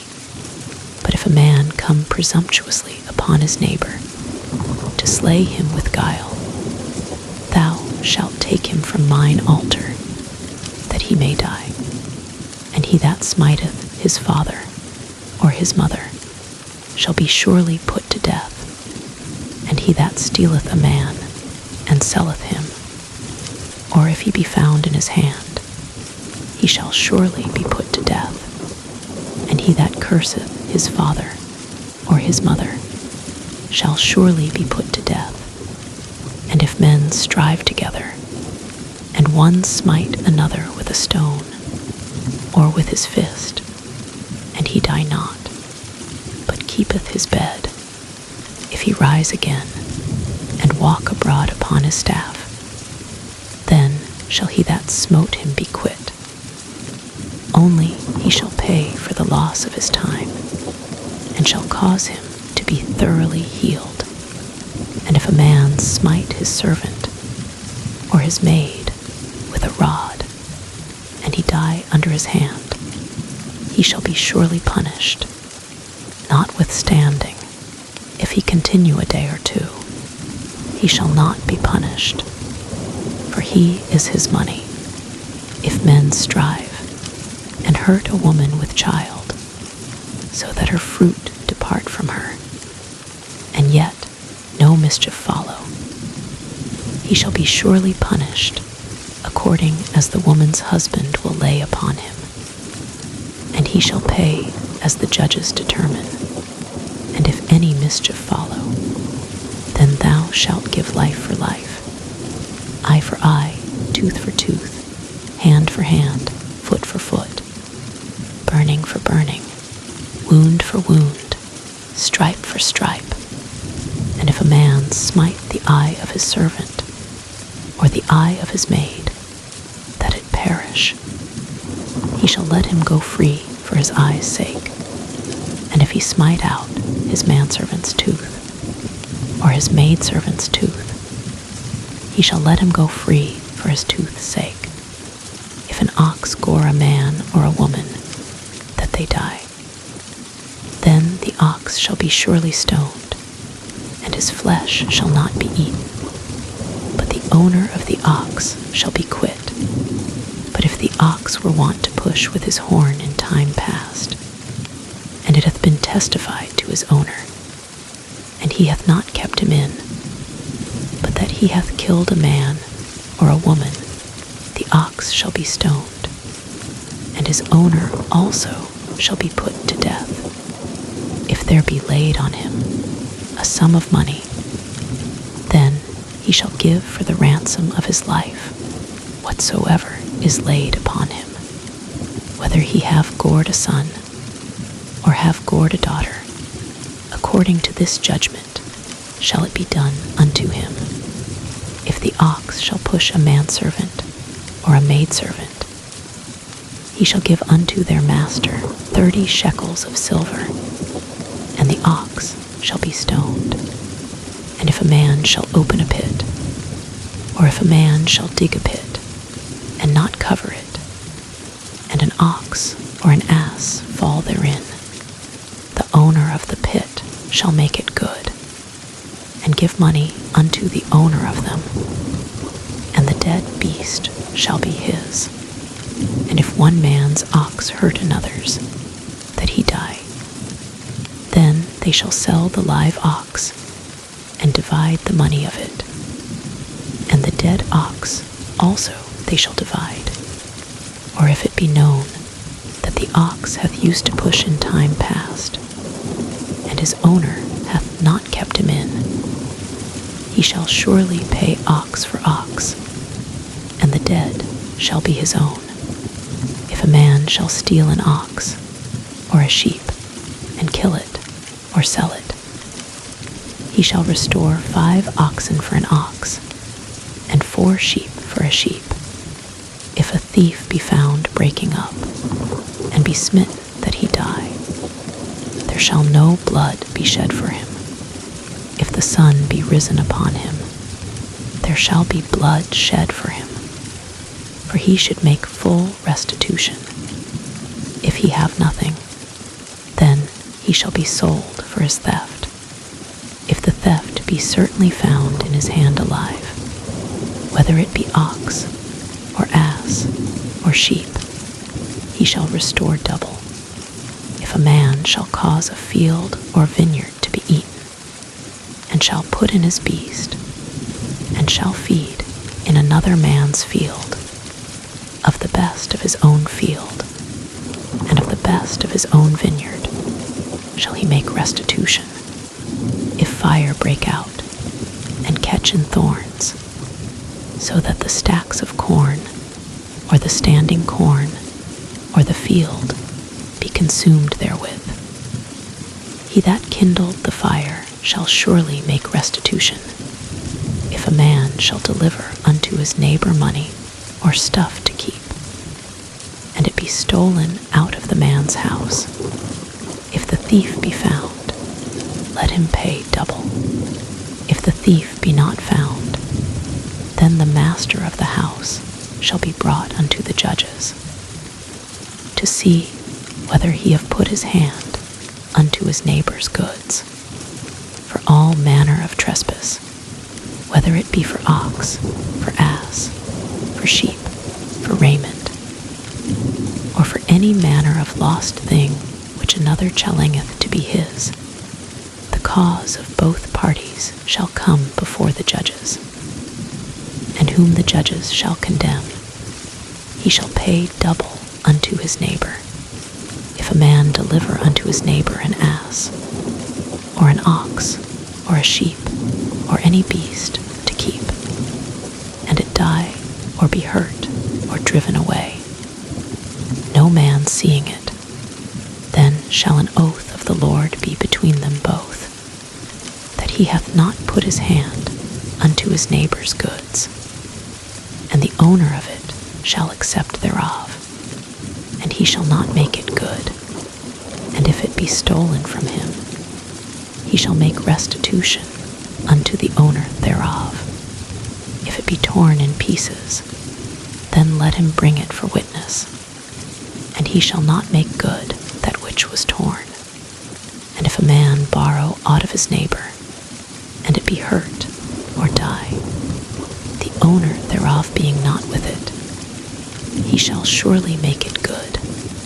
But if the owner thereof be with it, he shall not make it good. If it be an hired thing, it came for his hire. And if a man entice a maid that is not betrothed, and lie with her, he shall surely endow her to be his wife, if her father utterly refuse to give her unto him. He shall pay money according to the dowry of virgins. Thou shalt not suffer a witch to live. Whosoever lieth with a beast shall surely be put to death. He that sacrificeth unto any god, save unto the Lord only, he shall be utterly destroyed. Thou shalt neither vex a stranger, nor oppress him. For ye were strangers in the land of Egypt. Ye shall not afflict any widow or fatherless child, if thou afflict them in any wise, and they cry at all unto me. I will surely hear their cry, and my wrath shall wax hot, and I will kill you with the sword, and your wives shall be widows, and your children fatherless, if thou lend money to any of my people that is poor by thee. Thou shalt not be to him as an usurer, neither shalt thou lay upon him usury. If thou at all take thy neighbor's raiment to pledge, thou shalt deliver it unto him, by that the sun goeth down. For that is his covering only, it is his raiment for his skin, wherein shall he sleep. And it shall come to pass, when he crieth unto me, that I will hear, for I am gracious. Thou shalt not revile the gods, nor curse the ruler of thy people. Thou shalt not delay to offer the first of thy ripe fruits, and of thy liquors. The firstborn of thy sons shalt thou give unto me. Likewise shalt thou do with thine oxen, and with thy sheep. 7 days it shall be with his dam. On the 8th day thou shalt give it me, and ye shall be holy men unto me. Neither shall ye eat any flesh that is torn of beasts in the field. Ye shall cast it to the dogs. Thou shalt not raise a false report. Put not thine hand with the wicked, to be an unrighteous witness. Thou shalt not follow a multitude to do evil. Neither shalt thou speak in a cause to decline, after many to wrest judgment. Neither shalt thou countenance a poor man in his cause. If thou meet thine enemy's ox, or his ass going astray, thou shalt surely bring it back to him again. If thou see the ass of him that hateth thee lying under his burden, and wouldest forbear to help him, thou shalt surely help with him. Thou shalt not wrest the judgment of thy poor in his cause. Keep thee far from a false matter, and the innocent and righteous slay thou not. For I will not justify the wicked, and thou shalt take no gift. For the gift blindeth the wise, and perverteth the words of the righteous. Also thou shalt not oppress a stranger. For ye know the heart of a stranger, seeing ye were strangers in the land of Egypt. And 6 years thou shalt sow thy land, and shalt gather in the fruits thereof.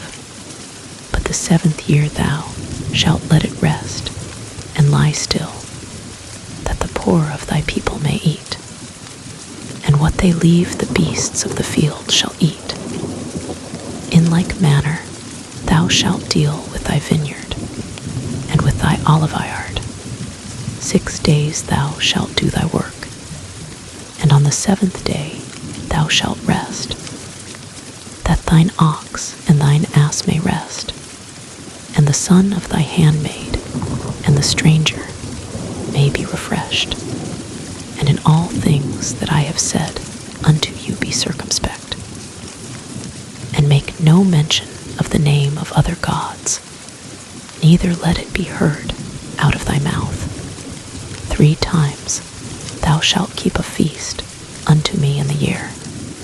Thou shalt keep the feast of unleavened bread. Thou shalt eat unleavened bread 7 days, as I commanded thee, in the time appointed of the month Abib.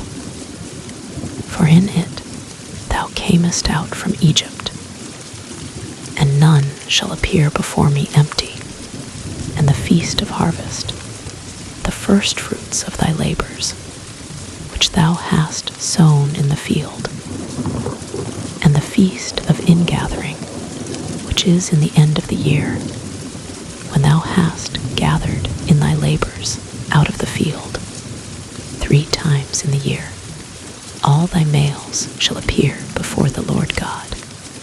Thou shalt not offer the blood of my sacrifice with leavened bread, neither shall the fat of my sacrifice remain until the morning.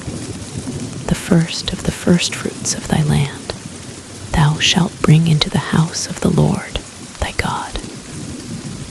Thou shalt not see the kid in his mother's milk. Behold, I send an angel before thee to keep thee in the way, and to bring thee into the place which I have prepared. Beware of him, and obey his voice. Provoke him not, for he will not pardon your transgressions. For my name is in him. But if thou shalt indeed obey his voice, and do all that I speak, then I will be an enemy unto thine enemies, and an adversary unto thine adversaries. For mine angel shall go before thee, and bring thee in unto the Amorites, and the Hittites, and the Perizzites, and the Canaanites, the Hivites, and the Jebusites, and I will cut them off.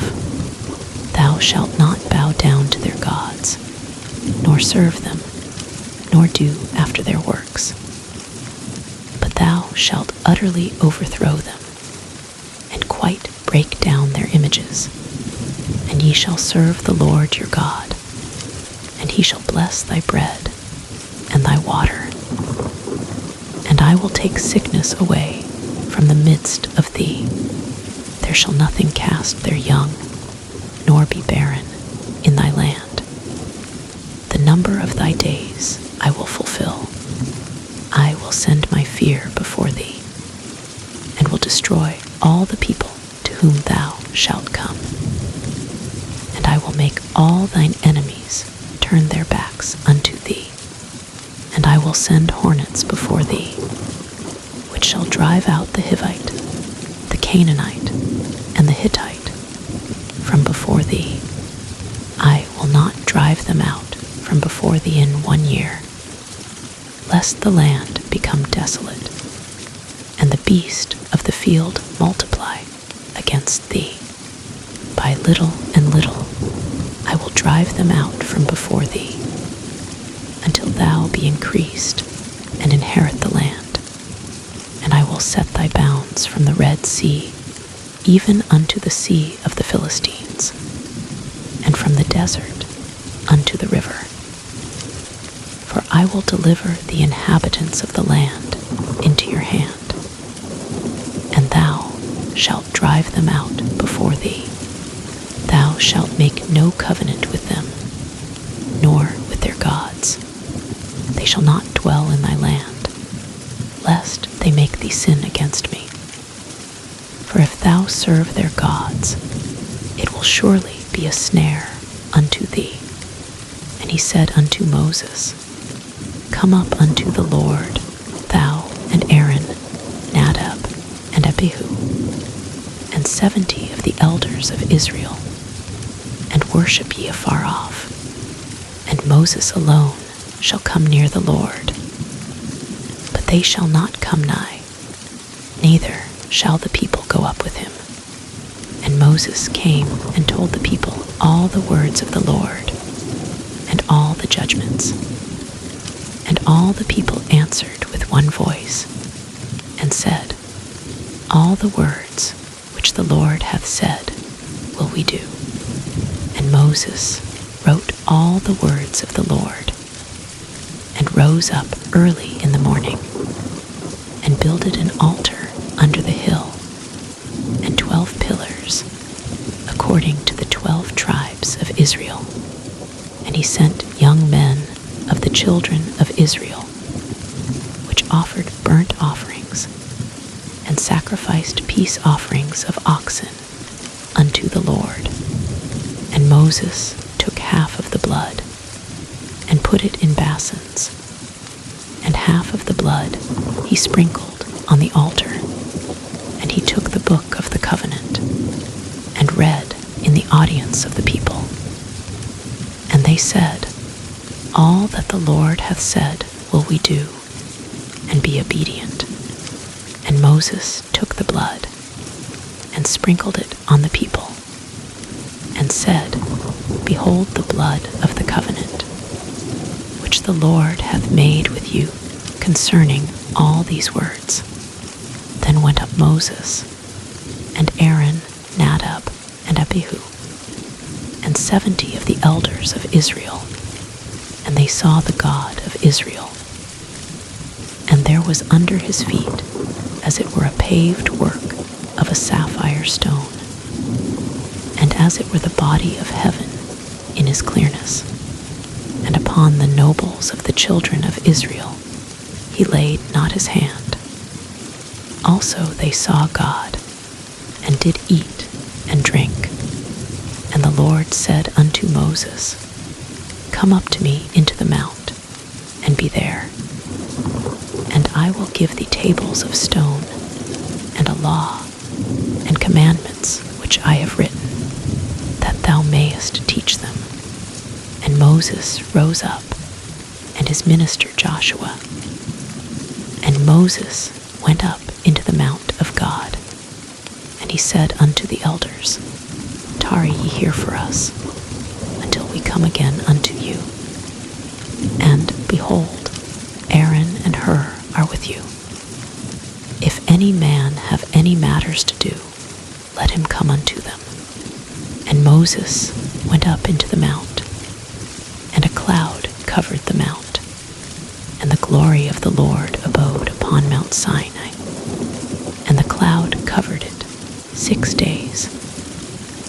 And the 7th day he called unto Moses out of the midst of the cloud, and the sight of the glory of the Lord was like devouring fire on the top of the mount in the eyes of the children of Israel. And Moses went into the midst of the cloud, and gat him up into the mount. And Moses was in the mount 40 days and 40 nights. And the Lord spake unto Moses, saying, Speak unto the children of Israel, that they bring me an offering. Of every man that giveth it willingly with his heart, he shall take my offering. And this is the offering which he shall take of them: gold and silver and brass, and blue and purple and scarlet and fine linen, and goat's hair, and ram's skins dyed red, and badger skins, and shittim wood, oil for the light, spices for anointing oil, and for sweet incense, onyx stones, and stones to be set in the ephod, and in the breastplate. And let them make me a sanctuary, that I may dwell among them, according to all that I showed thee, after the pattern of the tabernacle, and the pattern of all the instruments thereof. Even so shall ye make it. And they shall make an ark of shittim wood. 2 cubits and a half shall be the length thereof, and a cubit and a half the breadth thereof, and a cubit and a half the height thereof. And thou shalt overlay it with pure gold. Within and without shalt thou overlay it, and shalt make upon it a crown of gold round about. And thou shalt cast 4 rings of gold for it, and put them in the 4 corners thereof. And 2 rings shall be in the one side of it, and 2 rings in the other side of it. And thou shalt make staves of shittim wood, and overlay them with gold. And thou shalt put the staves into the rings by the sides of the ark, that the ark may be borne with them. The staves shall be in the rings of the ark. They shall not be taken from it. And thou shalt put into the ark the testimony which I shall give thee. And thou shalt make a mercy seat of pure gold. 2 cubits and a half shall be the length thereof, and a cubit and a half the breadth thereof. And thou shalt make 2 cherubims of gold. Of beaten work shalt thou make them, in the 2 ends of the mercy seat, and make 1 cherub on the one end, and the other cherub on on the other end. Even of the mercy seat shall he make the cherubims on the two ends thereof, and the cherubims shall stretch forth their wings on high, covering the mercy seat with their wings, and their faces shall look one to another. Toward the mercy seat shall the faces of the cherubims be, and thou shalt put the mercy seat above upon the ark. And in the ark thou shalt put the testimony that I shall give thee, and there I will meet with thee, and I will commune with thee from above the mercy seat, from between the two cherubims which are upon the ark of the testimony. Of all things which I will give thee in commandment unto the children of Israel, thou shalt also make a table of shittim wood. 2 cubits shall be the length thereof, and a cubit the breadth thereof, and a cubit and a half the height thereof. And thou shalt overlay it with pure gold, and make thereto a crown of gold round about. And thou shalt make unto it a border of an hand breadth round about. And thou shalt make a golden crown to the border thereof round about.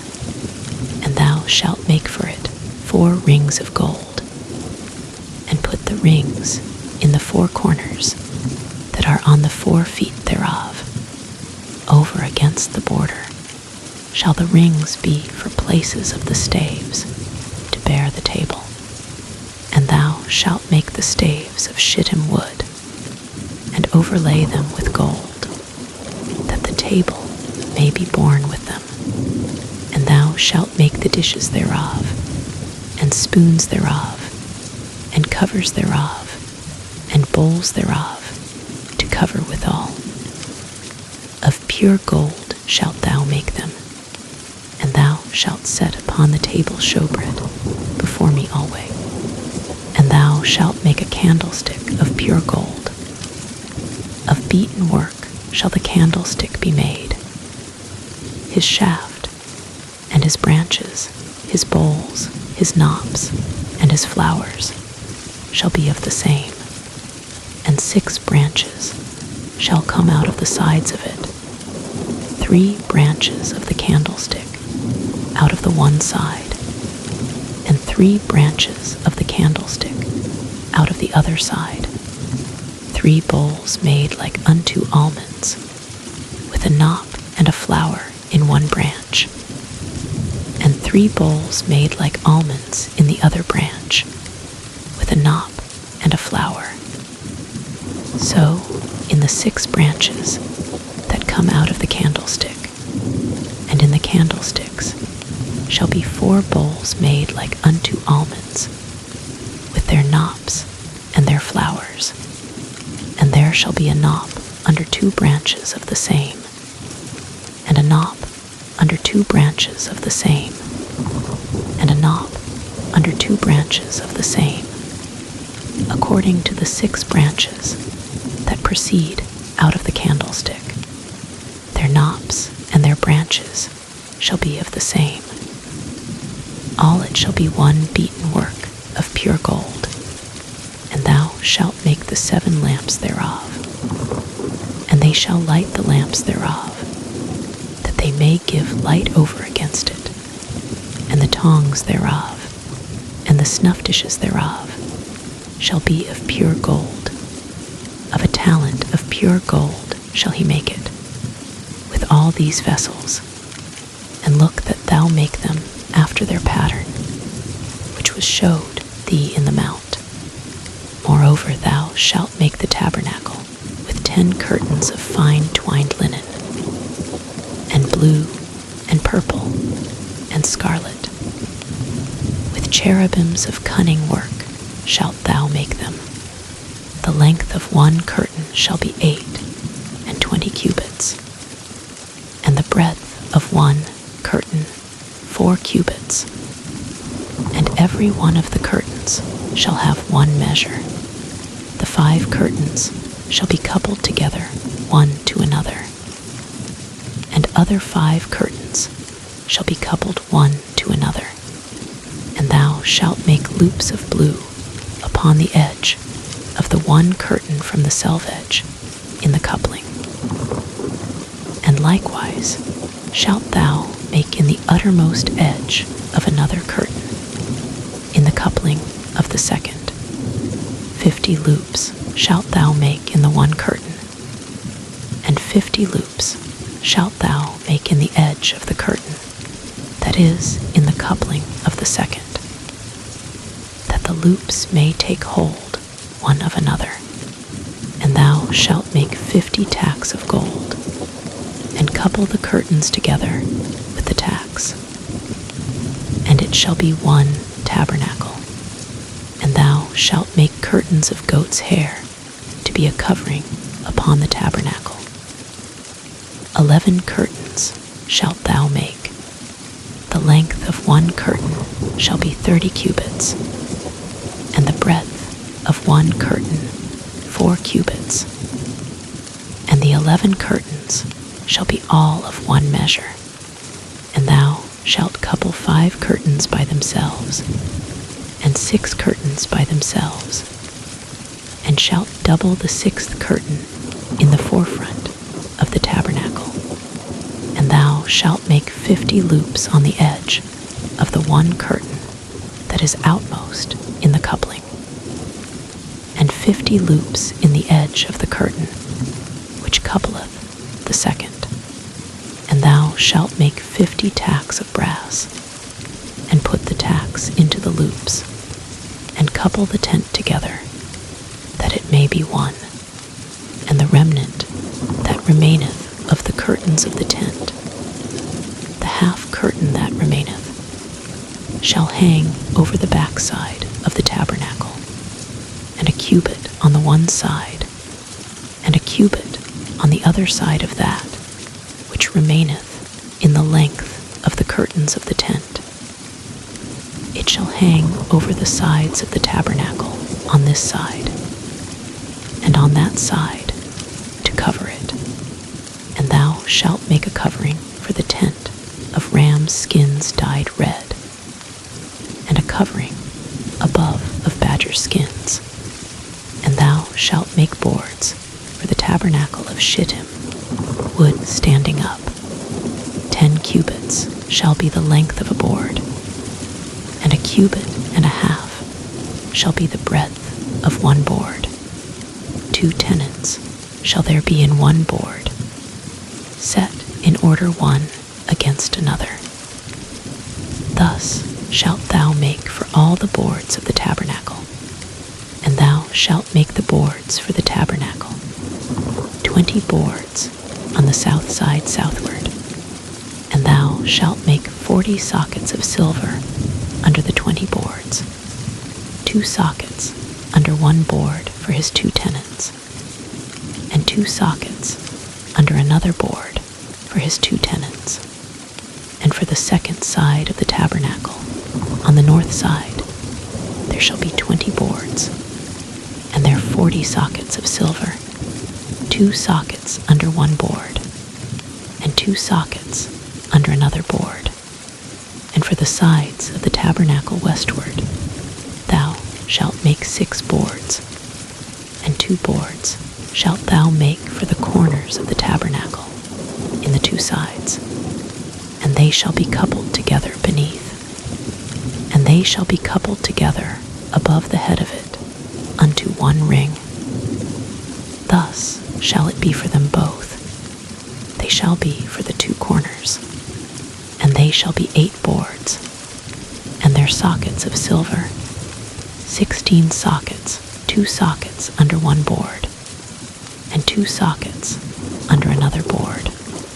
And thou shalt make bars of shittim wood, 5 for the boards of the one side of the tabernacle, and 5 bars for the boards of the other side of the tabernacle, and 5 bars for the boards of the side of the tabernacle, for the 2 sides westward. And the middle bar in the midst of the boards shall reach from end to end. And thou shalt overlay the boards with gold, and make their rings of gold for places for the bars.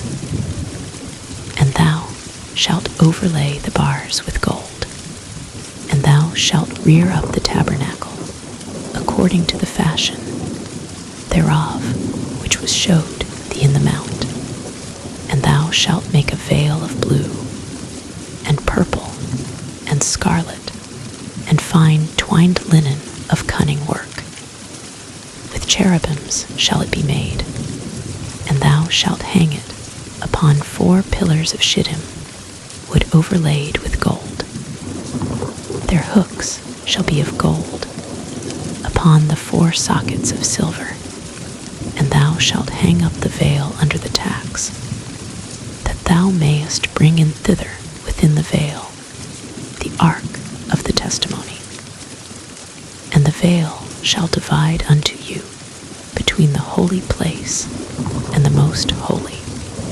And thou shalt put the mercy seat upon the ark of the testimony in the most holy place. And thou shalt set the table without the veil, and the candlestick over against the table on the side of the tabernacle toward the south. And thou shalt put the table on the north side, and thou shalt make an hanging for the door of the tent of blue and purple and scarlet and fine twined linen, wrought with needlework. And thou shalt make for the hanging 5 pillars of shittim wood, and overlay them with gold, and their hooks shall be of gold. And thou shalt cast 5 sockets of brass for them, and thou shalt make an altar of shittim wood, 5 cubits long, and 5 cubits broad. The altar shall be 4 and the height thereof shall be 3 cubits. And thou shalt make the horns of it upon the 4 corners thereof. His horns shall be of the same. And thou shalt overlay it with brass. And thou shalt make his pans to receive his ashes, and his shovels, and his basins, and his flesh hooks, and his fire pans. All the vessels thereof thou shalt make of brass, and thou shalt make for it a grate of network of brass. And upon the net shalt thou make 4 brazen rings in the 4 corners thereof, and thou shalt put it under the compass of the altar beneath, that the net may be even to the midst of the altar. And thou shalt make staves for the altar, staves of shittim wood, and overlay them with brass. And the staves shall be put into the rings. And the staves shall be upon the 2 sides of the altar, to bear it. Hollow with boards shalt thou make it. As it was showed thee in the mount, so shall they make it. And thou shalt make the court of the tabernacle. For the south side southward there shall be hangings for the court of fine twined linen, of 100 cubits long for one side, and the 20 pillars thereof, and their 20 sockets shall be of brass.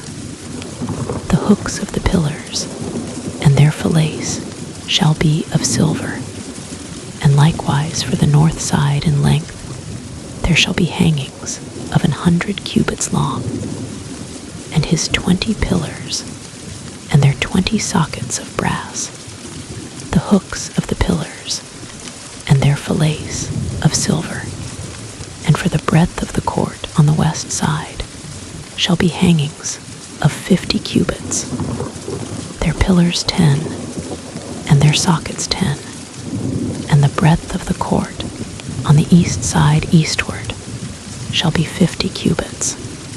The hangings of one side of the gate shall be 15 cubits, their pillars 3, and their sockets 3, and on the other side shall be hangings 15 cubits, their pillars 3, and their sockets 3, And for the gate of the court shall be an hanging of 20 cubits, of blue and purple and scarlet and fine twined linen, wrought with needlework. And their pillars shall be 4, and their sockets 4. All the pillars round about the court shall be filleted with silver.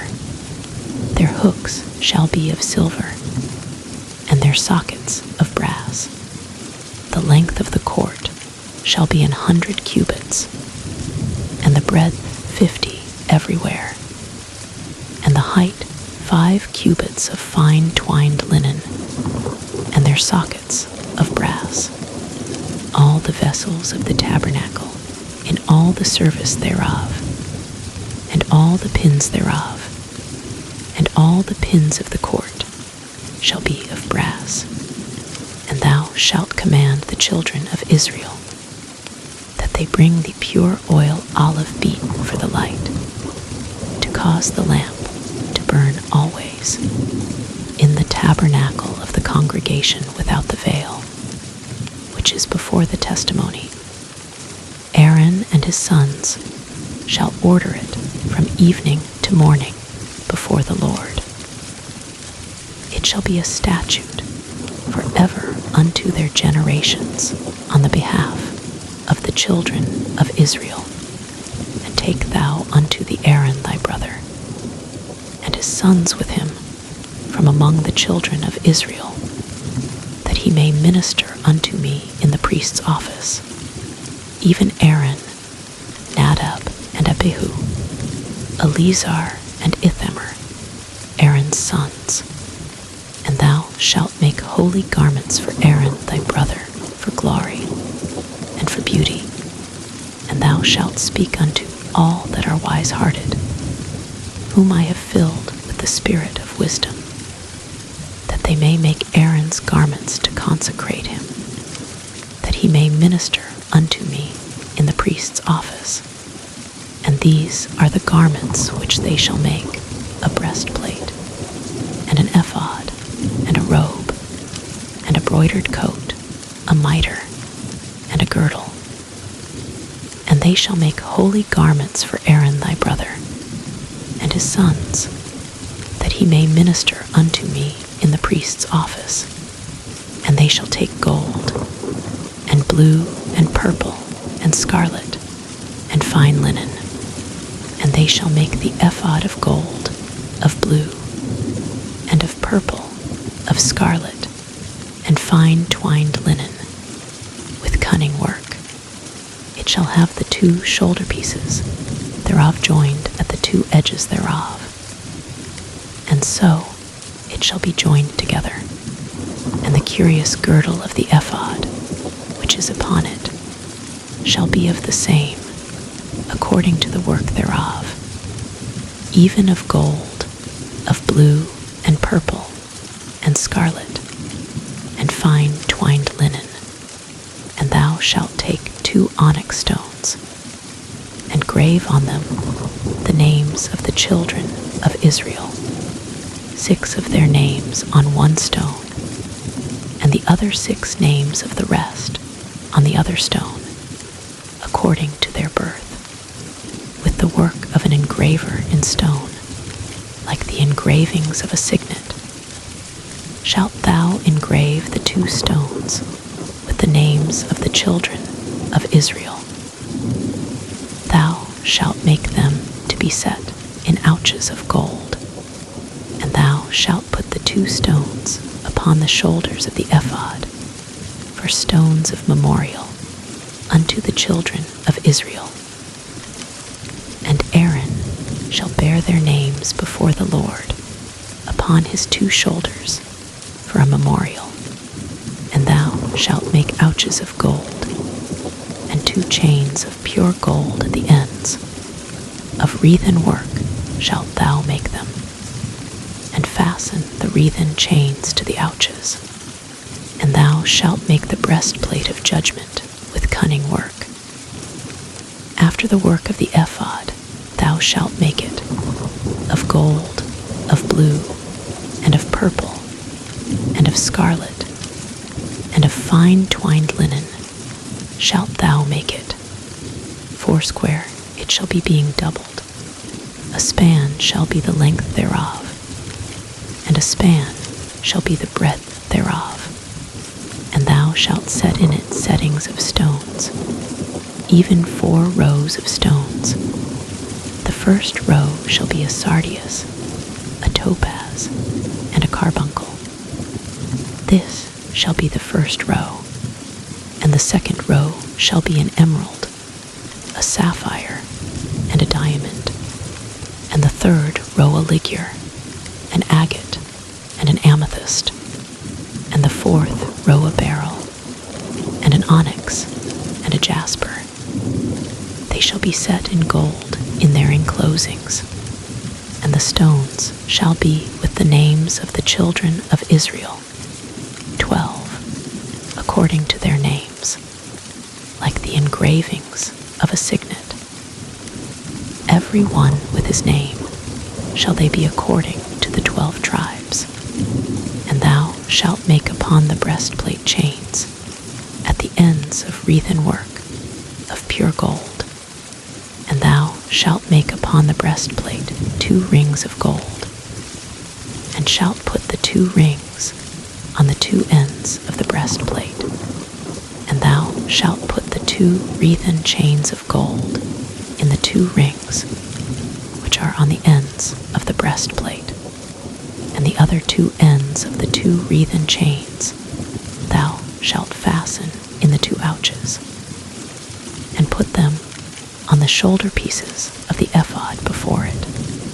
And thou shalt make 2 rings of gold, and thou shalt put them upon the 2 ends of the breastplate in the border thereof, which is in the side of the ephod inward. And 2 other rings of gold thou shalt make, and shalt put them on the 2 sides of the ephod underneath, toward the forepart thereof, over against the other coupling thereof, above the curious girdle of the ephod. And they shall bind the breastplate by the rings thereof unto the rings of the ephod with a lace of blue, that it may be above the curious girdle of the ephod, and that the breastplate be not loosed from the ephod. And Aaron shall bear the names of the children of Israel in the breastplate of judgment upon his heart, when he goeth in unto the holy place, for a memorial before the Lord continually. And thou shalt put in the breastplate of judgment the Urim and the Thummim, and they shall be upon Aaron's heart when he goeth in before the Lord. And Aaron shall bear the judgment of the children of Israel upon his heart before the Lord continually. And thou shalt make the robe of the ephod olive blue, and there shall be an hole in the top of it, in the midst thereof. It shall have a binding of woven work round about the whole of it, as it were the hole of an habergeon, that it be not rent.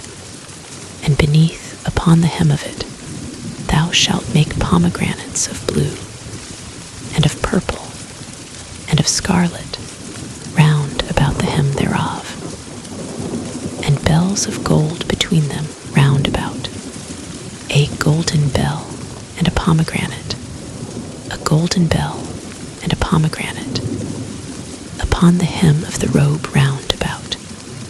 And it shall be upon Aaron to minister, and his sound shall be heard when he goeth in unto the holy place before the Lord, and when he cometh out, that he die not. And thou shalt make a plate of pure gold, and grave upon it, like the engravings of a signet, holiness to the Lord. And thou shalt put it on a blue lace, that it may be upon the mitre. Upon the forefront of the mitre it shall be, and it shall be upon Aaron's forehead, that Aaron may bear the iniquity of the holy children of Israel shall hallow in all their holy gifts, and it shall be always upon his forehead, that they may be accepted before the Lord. And thou shalt embroider the coat of fine linen, and thou shalt make the mitre of fine linen, and thou shalt make the girdle of needlework. And for Aaron's sons thou shalt make coats, and thou shalt make for them girdles, and bonnets shalt thou make for them, for glory and for beauty. And thou shalt put them upon Aaron thy brother, and his sons with him, and shalt anoint them, and consecrate them, and sanctify them, that they may minister unto me in the priest's office. And thou shalt make them linen breeches to cover their nakedness. From the loins even unto the thighs they shall reach, and they shall be upon Aaron and upon his sons when they come in unto the tabernacle of the congregation, or when they come near unto the altar to minister in the holy place, that they bear not iniquity and die. It shall be a statute forever unto him and his seed after him. And this is the thing that thou shalt do unto them to hallow them, to minister unto me in the priest's office. Take 1 young bullock, and 2 rams without blemish, and unleavened bread, and cakes unleavened tempered with oil, and wafers unleavened anointed with oil. Of wheaten flour shalt thou make them, and thou shalt put them into 1 basket, and bring them in the basket, with the bullock and the 2 rams. And Aaron and his sons thou shalt bring unto the door of the tabernacle of the congregation, and shalt wash them with water. And thou shalt take the garments, and put upon Aaron the coat, and the robe of the ephod, and the ephod, and the breastplate, and gird him with the curious girdle of the ephod. And thou shalt put the mitre upon his head, and put the holy crown upon the mitre. Then shalt thou take the anointing oil, and pour it upon his head, and anoint him. And thou shalt bring his sons, and put coats upon them, and thou shalt gird them with girdles, Aaron and his sons, and put the bonnets on them. And the priest's office shall be theirs for a perpetual statute. And thou shalt consecrate Aaron and his sons, and thou shalt cause a bullock to be brought before the tabernacle of the congregation. And Aaron and his sons shall put their hands upon the head of the bullock, and thou shalt kill the bullock before the Lord by the door of the tabernacle of the congregation. And thou shalt take of the blood of the bullock, and put it upon the horns of the altar with thy finger, and pour all the blood beside the bottom of the altar. And thou shalt take all the fat that covereth the inwards, and the caul that is above the liver, and the 2 kidneys, and the fat that is upon them, and burn them upon the altar. But the flesh of the bullock, and his skin, and his dung, shalt thou burn with fire without the camp. It is a sin offering. Thou shalt also take 1 ram, and Aaron and his sons shall put their hands upon the head of the ram, and thou shalt slay the ram, and thou shalt take his blood, and sprinkle it round about upon the altar. And thou shalt cut the ram in pieces, and wash the inwards of him and his legs, and put them unto his pieces, and unto his head. And thou shalt burn the whole ram upon upon the altar. It is a burnt offering unto the Lord. It is a sweet savour, an offering made by fire unto the Lord. And thou shalt take the other ram, and Aaron and his sons shall put their hands upon the head of the ram. Then shalt thou kill the ram, and take of his blood, and put it upon the tip of the right ear of Aaron, and upon the tip of the right ear of his sons, and upon the thumb of their right hand, and upon the great toe of their right foot, and sprinkle the blood upon the altar round about. And thou shalt take of the blood that is upon the altar, and of the anointing oil, and sprinkle it upon Aaron, and upon his garments, and upon his sons, and upon the garments of his sons with him. And he shall be hallowed, and his garments, and his sons' garments with him. Also thou shalt take of the ram the fat, and the rump, and the fat that covereth the inwards, and the caul above the liver, and the 2 kidneys, and the fat that is upon them, and the right shoulder. For it is a ram of consecration, and 1 loaf of bread, and 1 cake of oiled bread, and 1 wafer out of the basket of the unleavened bread that is before the Lord. And thou shalt put all in the hands of Aaron, and in the hands of his sons, and shalt wave them for a wave offering before the Lord. And thou shalt receive them of their hands, and burn them upon the altar for a burnt offering, for a sweet savour before the Lord.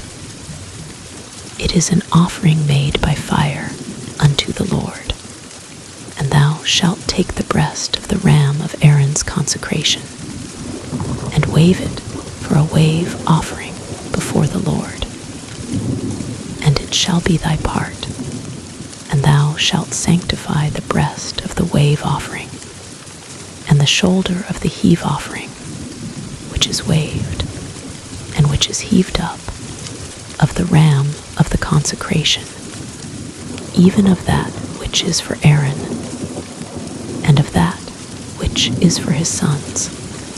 And it shall be Aaron's and his sons, by a statute forever from the children of Israel. For it is an heave offering, and it shall be an heave offering from the children of Israel of the sacrifice of their peace offerings, even their heave offering unto the Lord. And the holy garments of Aaron shall be his sons after him, to be anointed therein, and to be consecrated in them. And that son that is priest in his stead shall put them on 7 days, when he cometh into the tabernacle of the congregation, to minister in the holy place. And thou shalt take the ram of the consecration, and seethe his flesh in the holy place. And Aaron and his sons shall eat the flesh of the ram, and the bread that is in the basket, by the door of the tabernacle of the congregation. And they shall eat those things wherewith the atonement was made, to consecrate and to sanctify them. But a stranger shall not eat thereof, because they are holy. And if aught of the flesh of the consecrations, or of the bread, remain unto the morning, then thou shalt burn the remainder with fire. It shall not be eaten, because it is holy. And thus shalt thou do unto Aaron and to his sons, according to all things which I have commanded thee. 7 days shalt thou consecrate them, and thou shalt offer every day a bullock for a sin offering for atonement. And thou shalt cleanse the altar when thou hast made an atonement for it, and thou shalt anoint it to sanctify it. 7 days thou shalt make an atonement for the altar, and sanctify it. And it shall be an altar most holy. Whatsoever toucheth the altar shall be holy. Now this is that which thou shalt offer upon the altar: 2 lambs of the first year day by day continually. The one lamb thou shalt offer in the morning, and the other lamb thou shalt offer at even. And with the one lamb 1/10 deal of flour mingled with the 4th part of an hin of beaten oil, and the 4th part of an hin of wine for a drink offering. And the other lamb thou shalt offer at even, and shalt do thereto according to the meat offering of the morning, and according to the drink offering thereof, for a sweet savour, an offering made by fire unto the Lord. This shall be a continual burnt offering throughout your generations, at the door of the tabernacle of the congregation before the Lord, where I will meet you, to speak there unto thee. And there I will meet with the children of Israel, and the tabernacle shall be sanctified by my glory, and I will sanctify the tabernacle of the congregation, and the altar. I will sanctify also both Aaron and his sons, to minister to me in the priest's office, and I will dwell among the children of Israel, and will be their God. And they shall know that I am the Lord their God, that brought them forth out of the land of Egypt, that I may dwell among them. I am the Lord their God. And thou shalt make an altar to burn incense upon. Of shittim wood shalt thou make it. 1 cubit shall be the length thereof, and 1 cubit the breadth thereof. Foursquare shall it be, and 2 cubits shall be the height thereof. The horns thereof shall be of the same, and thou shalt overlay it with pure gold, the top thereof, and the sides thereof round about, and the horns thereof. And thou shalt make unto it a crown of gold round about, and 2 golden rings shalt thou make to it under the crown of it, by the 2 corners thereof. Upon the 2 sides of it shalt thou make it, and they shall be for places for the staves to bear it withal. And thou shalt make the staves of shittim wood, and overlay them with gold. And thou shalt put it before the veil that is by the ark of the testimony, before the mercy seat that is over the testimony, where I will meet with thee. And Aaron shall burn thereon sweet incense every morning. When he dresseth the lamps, he shall burn incense upon it. And when Aaron lighteth the lamps at even, he shall burn incense upon it, a perpetual incense before the Lord throughout your generations. Ye shall offer no strange incense thereon, nor burnt sacrifice, nor meat offering, neither shall ye pour drink offering thereon. And Aaron shall make an atonement upon the horns of it once in a year, with the blood of the sin offering of atonements. Once in the year shall he make atonement upon it throughout your generations. It is most holy unto the Lord.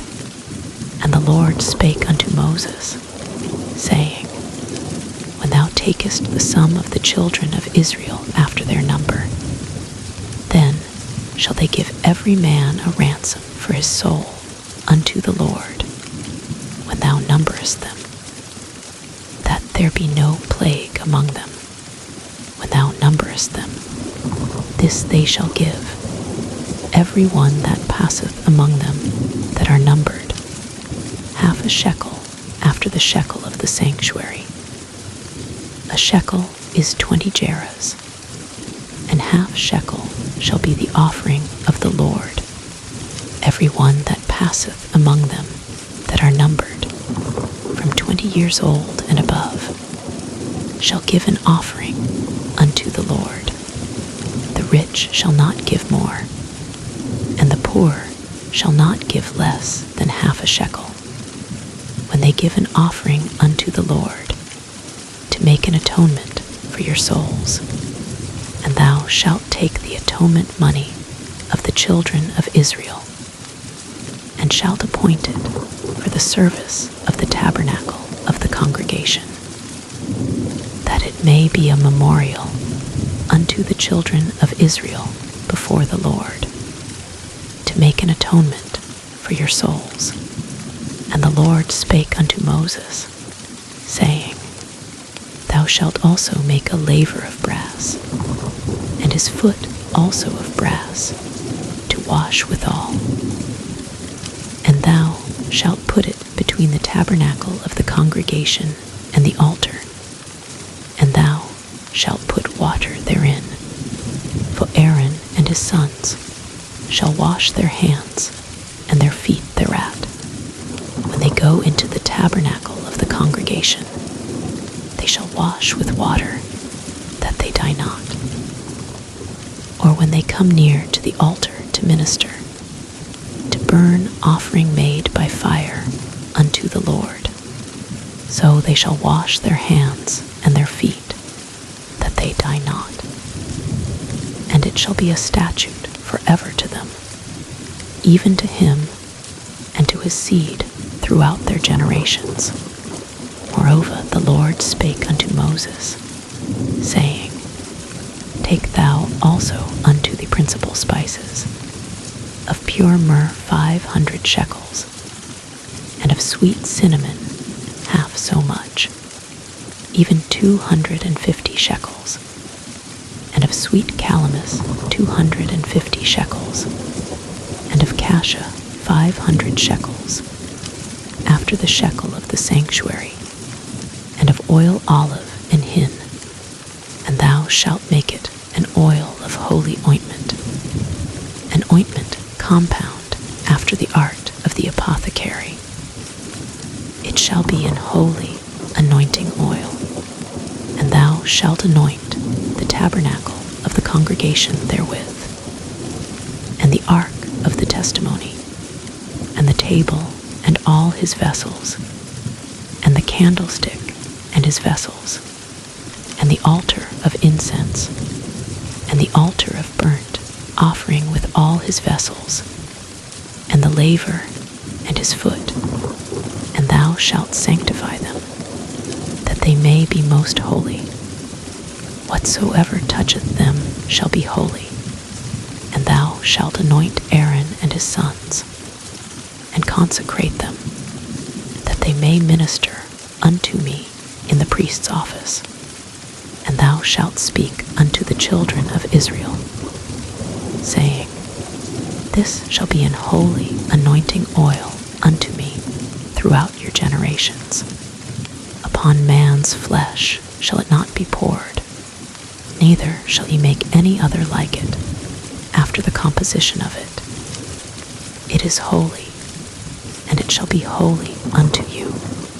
Whosoever compoundeth any like it, or whosoever putteth any of it upon a stranger, shall even be cut off from his people. And the Lord said unto Moses, Take unto thee sweet spices, stacte, and onycha, and galbanum, these sweet spices with pure frankincense. Of each shall there be a like weight, and thou shalt make it a perfume, a confection after the art of the apothecary, tempered together, pure and holy. And thou shalt beat some of it very small, and put of it before the testimony in the tabernacle of the congregation, where I will meet with thee. It shall be unto you most holy. And as for the perfume which which thou shalt make. Ye shall not make to yourselves according to the composition thereof. It shall be unto the holy for the Lord. Whosoever shall make like unto that, to smell thereto, shall even be cut off from his people. And the Lord spake unto Moses, saying, See, I have called by name Bezaleel the son of Uri, the son of Hur, of the tribe of Judah, and I have filled him with the Spirit of God, in wisdom, and in understanding, and in knowledge, and in all manner of workmanship, to devise cunning works, to work in gold, and in silver, and in brass, and in cutting of stones, to set them, and in carving of timber, to work in all manner of workmanship. And I, behold, I have given with him Aholiab, the son of Ahisamach, of the tribe of Dan.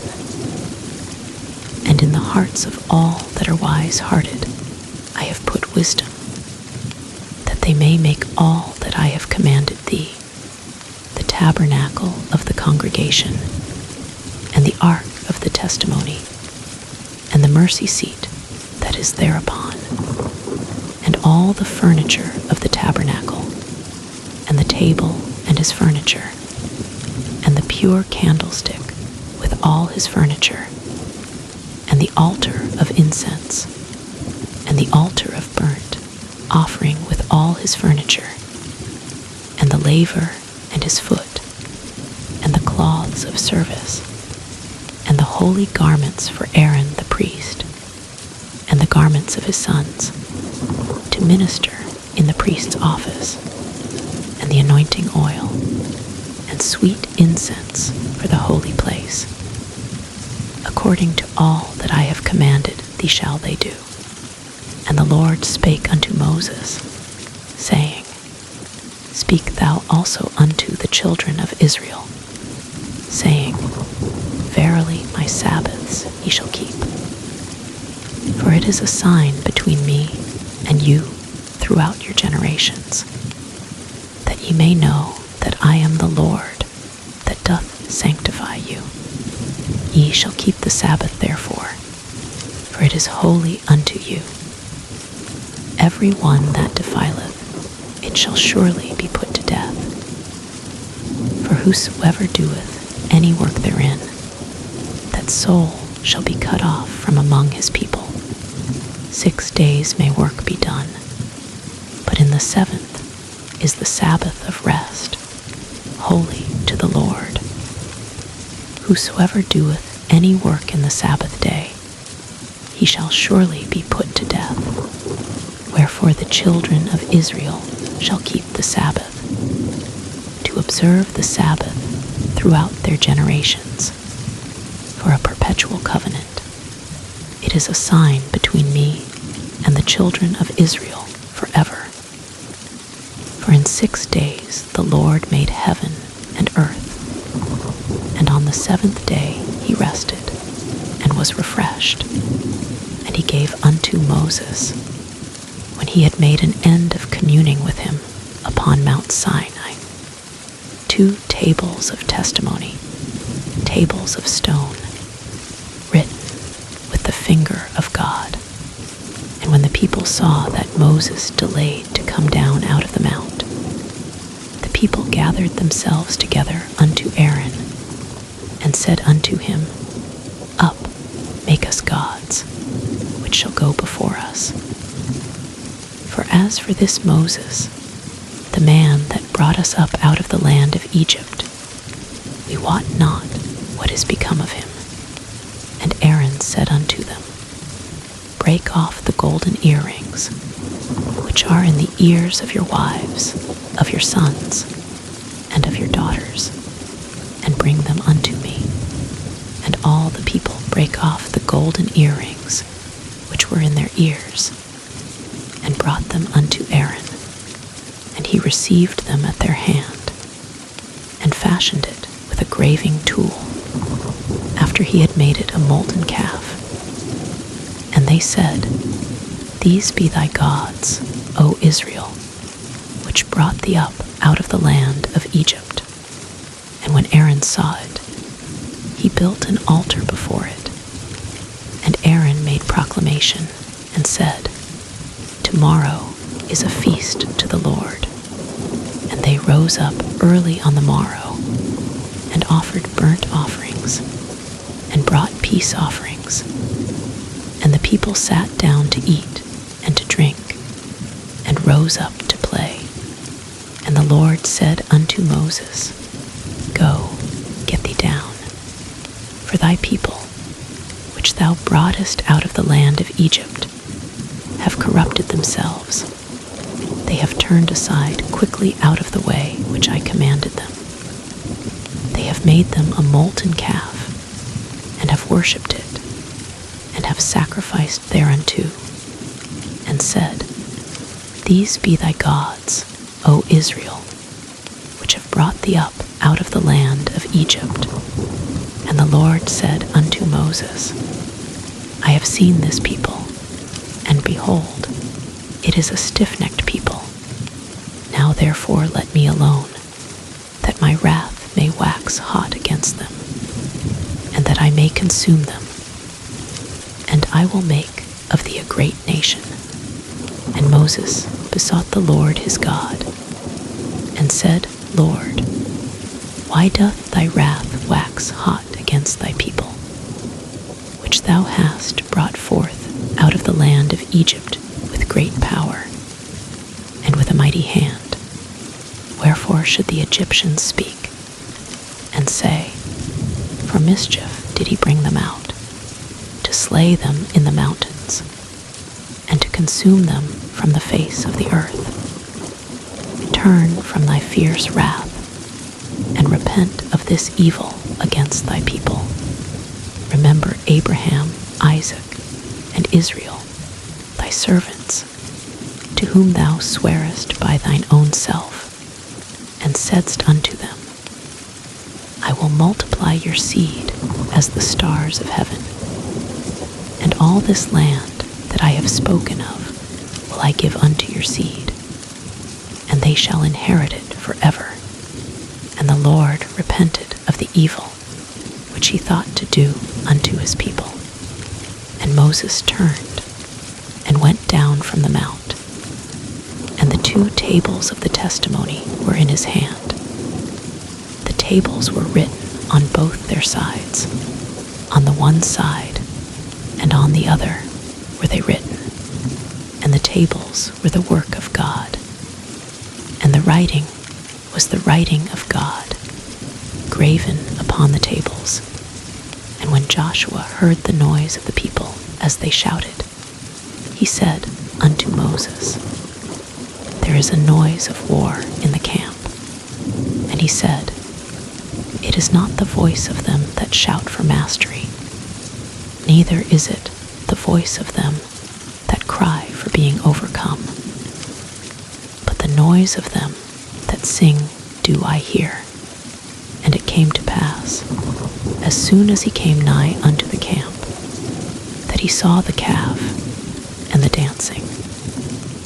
And Moses' anger waxed hot, and he cast the tables out of his hands, and brake them beneath the mount. And he took the calf which they had made, and burnt it in the fire, and ground it to powder, and strawed it upon the water, and made the children of Israel drink of it. And Moses said unto Aaron, What did this people unto thee, that thou hast brought so great a sin upon them? And Aaron said, Let not the anger of my Lord wax hot. Thou knowest the people, that they are set on mischief. For they said unto me, Make us gods, which shall go before us. For as for this Moses, the man that brought us up out of the land of Egypt, we wot not what is become of him. And I said unto them, Whosoever hath any gold, let them break it off. So they gave it me. Then I cast it into the fire, and there came out this calf. And when Moses saw that the people were naked, for Aaron had made them naked unto their shame among their enemies, then Moses stood in the gate of the camp and said, Who is on the Lord's side? Let him come unto me. And all the sons of Levi gathered themselves together unto him. And he said unto them, Thus saith the Lord God of Israel, Put every man his sword by his side, and go in and out from gate to gate throughout the camp, and slay every man his brother, and every man his companion, and every man his neighbor. And the children of Levi did according to the word of Moses. And there fell of the people that day about 3,000 men. For Moses had said, Consecrate yourselves today to the Lord, even every man upon his son and upon his brother, that he may bestow upon you a blessing this day. And it came to pass on the morrow that Moses said unto the people, Ye have sinned a great sin, and now I will go up unto the Lord. Peradventure I shall make an atonement for your sin. And Moses returned unto the Lord, and said, Oh, this people have sinned a great sin, and have made them gods of gold. Yet now, if thou wilt forgive their sin, and if not, blot me, I pray thee, out of thy book which thou hast written. And the Lord said unto Moses, Whosoever hath sinned against me, him will I blot out of my book. Therefore now go, lead the people unto the place of which I have spoken unto thee. Behold, mine angel shall go before thee. Nevertheless, in the day when I visit, I will visit their sin upon them. And the Lord plagued the people, because they made the calf, which Aaron made. And the Lord said unto Moses, Depart, and go up hence, thou and the people which thou hast brought up out of the land of Egypt, unto the land which I swear unto Abraham, to Isaac, and to Jacob, saying, Unto thy seed will I give it, and I will send an angel before thee. And I will drive out the Canaanite, the Amorite, and the Hittite, and the Perizzite, the Hivite, and the Jebusite, unto a land flowing with milk and honey. For I will not go up in the midst of thee, for thou art a stiff-necked people, lest I consume thee in the way. And when the people heard these evil tidings, they mourned. And no man did put on him his ornaments. For the Lord had said unto Moses, Say unto the children of Israel, Ye are a stiff-necked people. I will come up into the midst of thee in a moment, and consume thee. Therefore now put off thy ornaments from thee, that I may know what to do unto thee. And the children of Israel stripped themselves of their ornaments by the Mount Horeb. And Moses took the tabernacle and pitched it without the camp, afar off from the camp, and called it the tabernacle of the congregation. And it came to pass that every one which sought the Lord went out unto the tabernacle of the congregation, which was without the camp. And it came to pass, when Moses went out unto the tabernacle, that all the people rose up, and stood every man at his tent door, and looked after Moses, until he was gone into the tabernacle. And it came to pass, as Moses entered into the tabernacle, the cloudy pillar descended, and stood at the door of the tabernacle. Lord talked with Moses, and all the people saw the cloudy pillars stand at the tabernacle door. And all the people rose up and worshipped, every man in his tent door. And the Lord spake unto Moses face to face, as a man speaketh unto his friend. And he turned again into the camp. But his servant Joshua, the son of Nun, a young man, departed not out of the tabernacle. And Moses said unto the Lord, See, thou sayest unto me, Bring up this people. And thou hast not let me know whom thou wilt send with me. Yet thou hast said, I know thee by name, and thou hast also found grace in my sight. Now therefore, I pray thee, if I have found grace in thy sight, show me now thy way, that I may know thee, that I may find grace in thy sight. And consider that this nation is thy people. And he said, My presence shall go with thee, and I will give thee rest. And he said unto him, If thy presence go not with me, carry us not up hence. For wherein shall it be known here that I and thy people have found grace in thy sight? Is it not in that thou goest with us? So shall we be separated, I and thy people, from all the people that are upon the face of the earth. And the Lord said unto Moses, I will do this thing also that thou hast spoken. For thou hast found grace in my sight, and I know thee by name. And he said, I beseech thee, show me thy glory.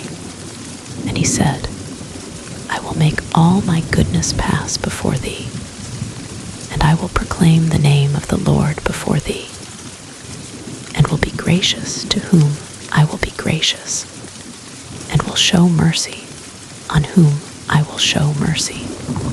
And he said, Thou canst not see my face, for there shall no man see me and live. And the Lord said, Behold, there is a place by me, and thou shalt stand upon a rock. And it shall come to pass, while my glory passeth by, that I will put thee in a cleft of the rock, and will cover thee with my hand while I pass by. And I will take away mine hand, and thou shalt see my back parts, but my face shall not be seen. And the Lord said unto Moses, Hew thee 2 tables of stone like unto the first.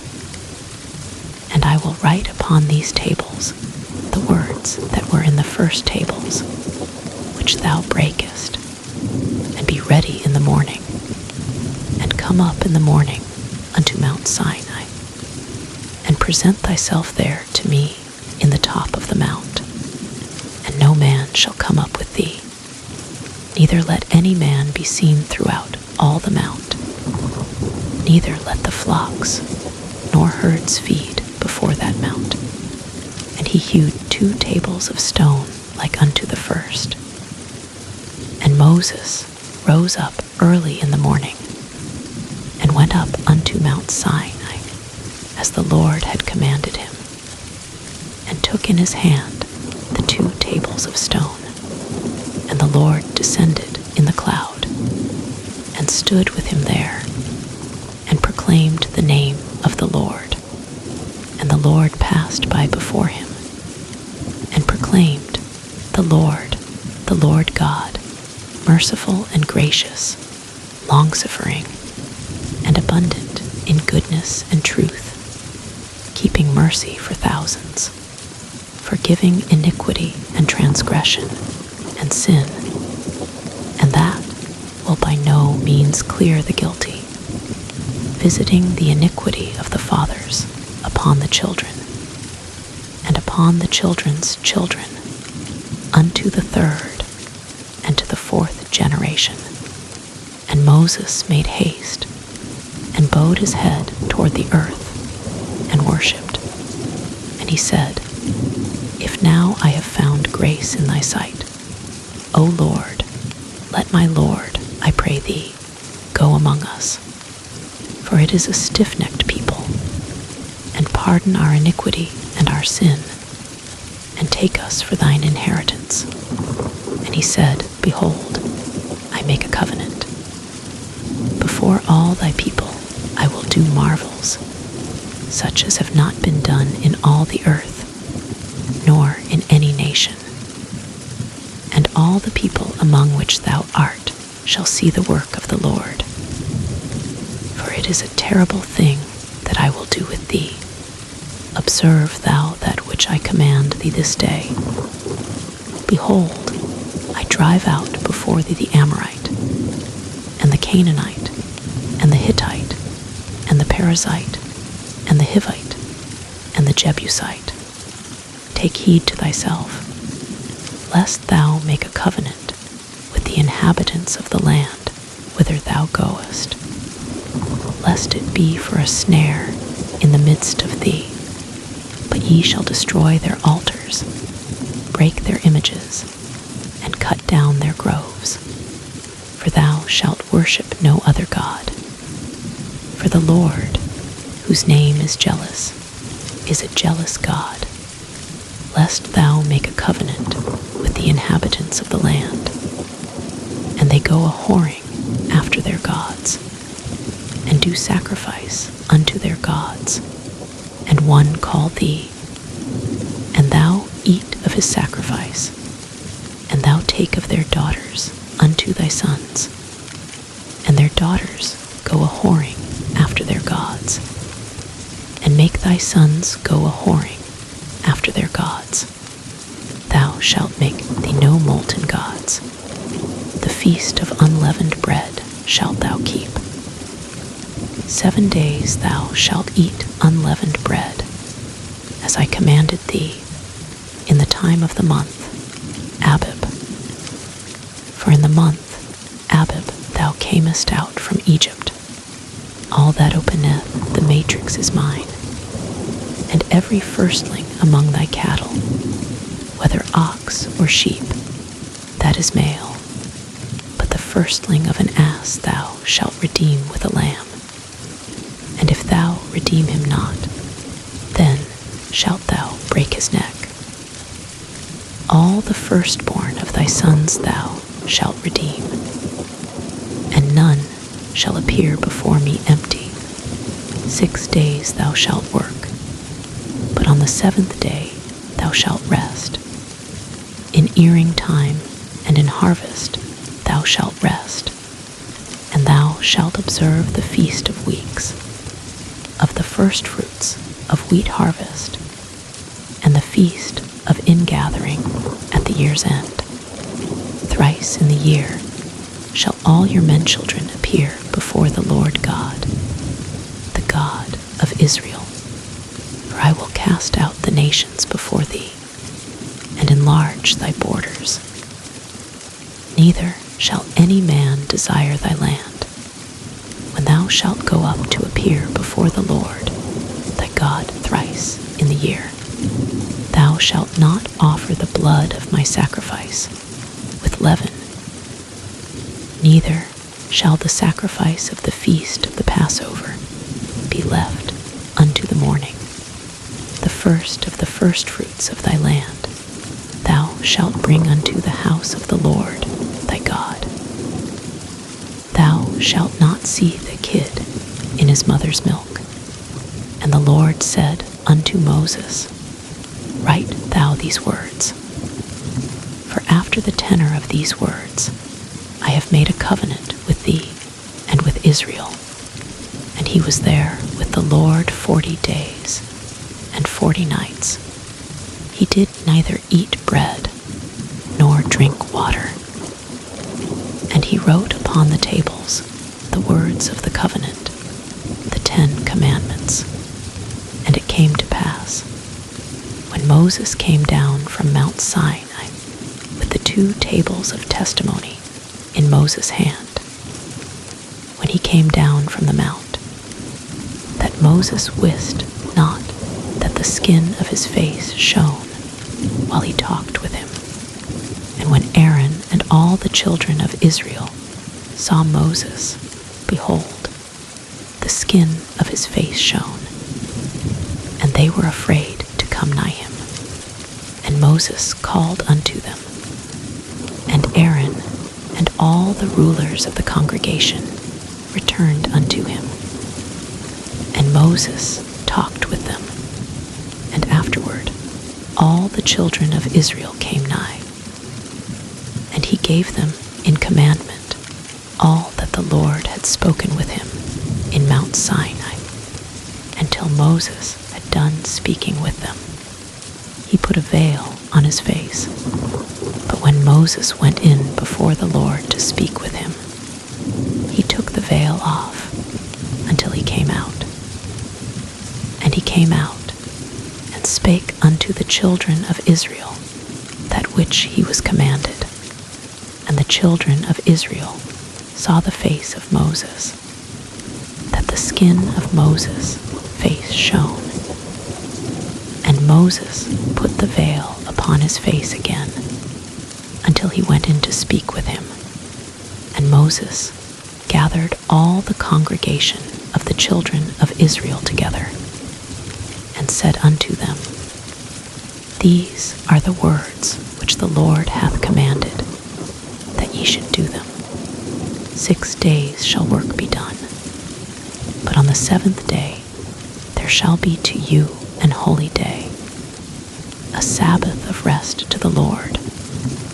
Whosoever doeth work therein shall be put to death. Ye shall kindle no fire throughout your habitations upon the Sabbath day. And Moses spake unto all the congregation of the children of Israel, saying, This is the thing which the Lord commanded, saying, Take ye from among you an offering unto the Lord.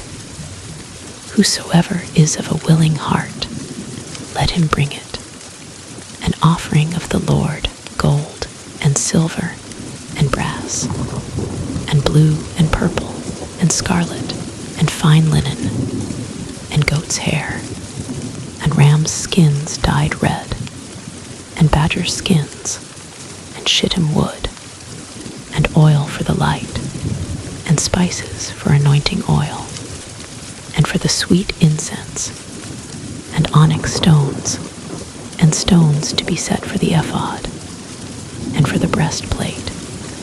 And every wise hearted among you shall come, and make all that the Lord hath commanded, the tabernacle, his tent, and his covering, his tacks, and his boards, his bars, his pillars, and his sockets, the ark and the staves thereof, with the mercy seat, and the veil of the covering, the table and his staves, and all his vessels, and the showbread, the candlestick also for the light, and his furniture, and his lamps, with the oil for the light, and the incense altar, and his staves, and the anointing oil, and the sweet incense, and the hanging for the door at the entering in of the tabernacle, the altar of burnt offering with his brasen grate, his staves, and all his vessels, the laver and his foot, the hangings of the court, his pillars and their sockets, and the hanging for the door of the court, the pins of the tabernacle, and the pins of the court, and their cords, the cloths of service, to do service in the holy place, the holy garments for Aaron the priest, and the garments of his sons, to minister in the priest's office. And all the congregation of the children of Israel departed from the presence of Moses, and they came, every one whose heart stirred him up, and every one whom his spirit made willing. And they brought the Lord's offering to the work of the tabernacle of the congregation, and for all his service, and and for the holy garments. And they came, both men and women, as many as were willing-hearted, and brought bracelets, and earrings, and rings, and tablets, all jewels of gold. And every man that offered an offering of gold unto the Lord. And every man with whom was found blue, and purple, and scarlet, and fine linen, and goat's hair, and red skins of rams, and badger skins, brought them. Every one that did offer an offering of silver and brass brought the Lord's offering. And every man with whom was found shittim wood for any work of the service brought it. And all the women that were wise-hearted did spin with their hands, and brought that which they had spun, both of blue, and of purple, and of scarlet, and of fine linen, and all the women whose heart stirred them up, in wisdom spun goat's hair. And the rulers brought onyx stones, and stones to be set for the ephod, and for the breastplate, and spice, and oil for the light, and for the anointing oil, and for the sweet incense. The children of Israel brought a willing offering unto the Lord, every man and woman, whose heart made them willing to bring for all manner of work, which the Lord had commanded to be made by the hand of Moses. And Moses said unto the children of Israel, See, the Lord hath called by name Bezaleel, the son of Uri, the son of Hur, of the tribe of Judah, and he hath filled him with the Spirit of God, in wisdom, in understanding, and in knowledge, and in all manner of workmanship, and to devise curious works, to work in gold, and in silver, and in brass, and in the cutting of stones, to set them, and in carving of wood, to make any manner of cunning work. And he hath put in his heart that he may teach both he and Aholiab, the son of Ahisamach, of the tribe of Dan. Them hath he filled with wisdom of heart, to work all manner of work, of the engraver, and of the cunning workman, and of the embroiderer in blue, and in purple, in scarlet, and in fine linen, and of the weaver, even of them that do any work, and of those that devise cunning work. Then wrought Bezaleel and Aholiab, and every wise-hearted man, in whom the Lord put wisdom and understanding, to know how to work all manner of work for the service of the sanctuary, according to all that the Lord had commanded. And Moses called Bezaleel and Aholiab, and every wise-hearted man, in whose heart the Lord had put wisdom, even every one whose heart stirred him up to come unto the work to do it. And they received of Moses all the offering which the children of Israel had brought for the work of the service of the sanctuary, to make it withal. And they brought yet unto him free offerings every morning. And all the wise men that wrought all the work of the sanctuary came every man from his work which they made. And they spake unto Moses, saying, The people bring much more than enough for the service of the work which the Lord commanded to make. And Moses gave commandment, and they caused it to be proclaimed throughout the camp, saying, Let neither man nor woman make any more work for the offering of the sanctuary. So the people were restrained from bringing, for the stuff they had was sufficient for all the work to make it, and too much. And every wise-hearted man among them that wrought the work of the tabernacle made 10 curtains of fine twined linen, and blue, and purple, and scarlet. With cherubims of cunning work made he them. The length of one curtain was 20 and 8 cubits, and the breadth of one curtain 4 cubits. The curtains were all of one size, and he coupled the 5 curtains one unto another, and the other 5 curtains he coupled one unto another, and he made loops of blue on the edge of one curtain from the selvedge in the coupling. Likewise he made in the uttermost side of another curtain, in the coupling of the second. 50 loops made he in one curtain, and 50 loops made he in the edge of the curtain, which was in the coupling of the second. The loops held one curtain to another, and he made 50 tacks of gold, and coupled the curtains one unto another with the tacks. So it became one tabernacle, and he made curtains of goat's hair for the tent over the tabernacle. 11 curtains he made them. The length of one curtain was 30 cubits, and 4 cubits was the breadth of one curtain. The 11 curtains were of one size, and he coupled 5 curtains by themselves, and 6 curtains by themselves, and he made 50 loops upon the uttermost edge of the curtain in the coupling, and 50 loops made he upon the edge of the curtain which coupleth the second.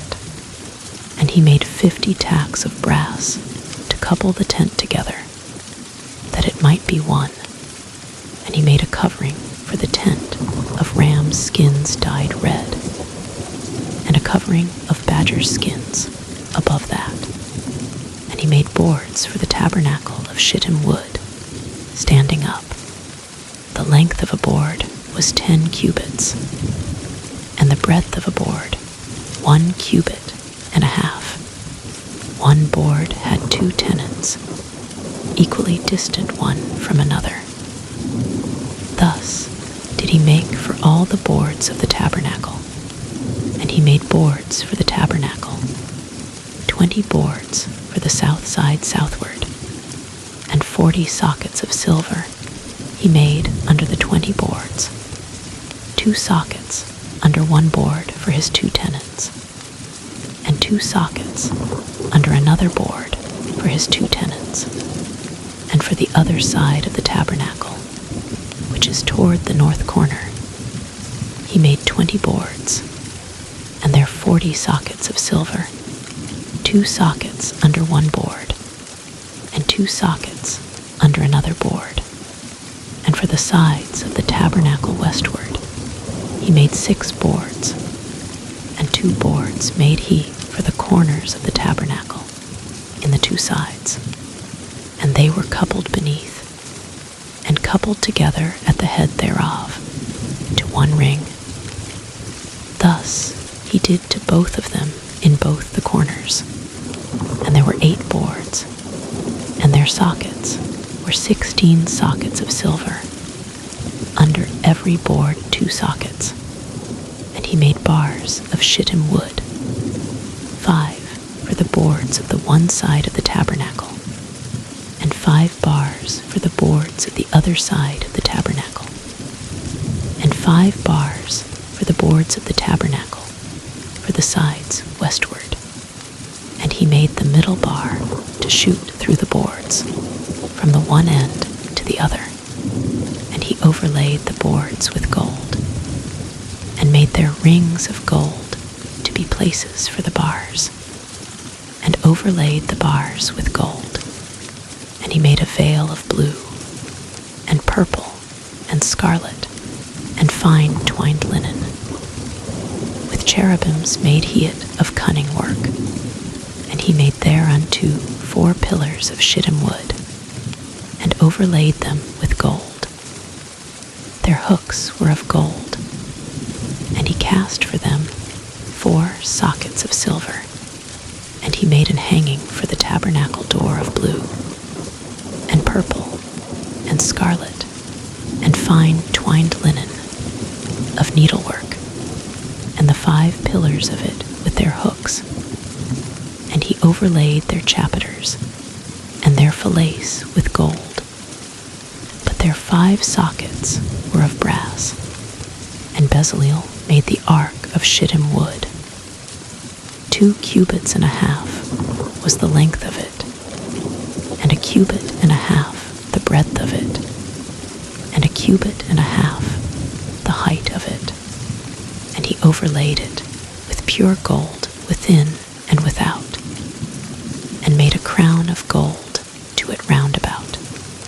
And he cast for it 4 rings of gold, to be set by the 4 corners of it, even 2 rings upon the one side of it, and 2 rings upon the other side of it. And he made staves of shittim wood, and overlaid them with gold. And he put the staves into the rings by the sides of the ark, to bear the ark. And he made the mercy seat of pure gold. 2 cubits and a half was the length thereof, and 1 cubit and a half the breadth thereof. And he made 2 cherubims of gold. Beaten out of 1 piece made he them, on the 2 ends of the mercy seat, 1 cherub on the end on this side, and another cherub on the other end on that side. Out of the mercy seat made he the cherubims on the 2 ends thereof, and the cherubims spread out their wings on high, and covered with their wings over the mercy seat, with their faces one to another.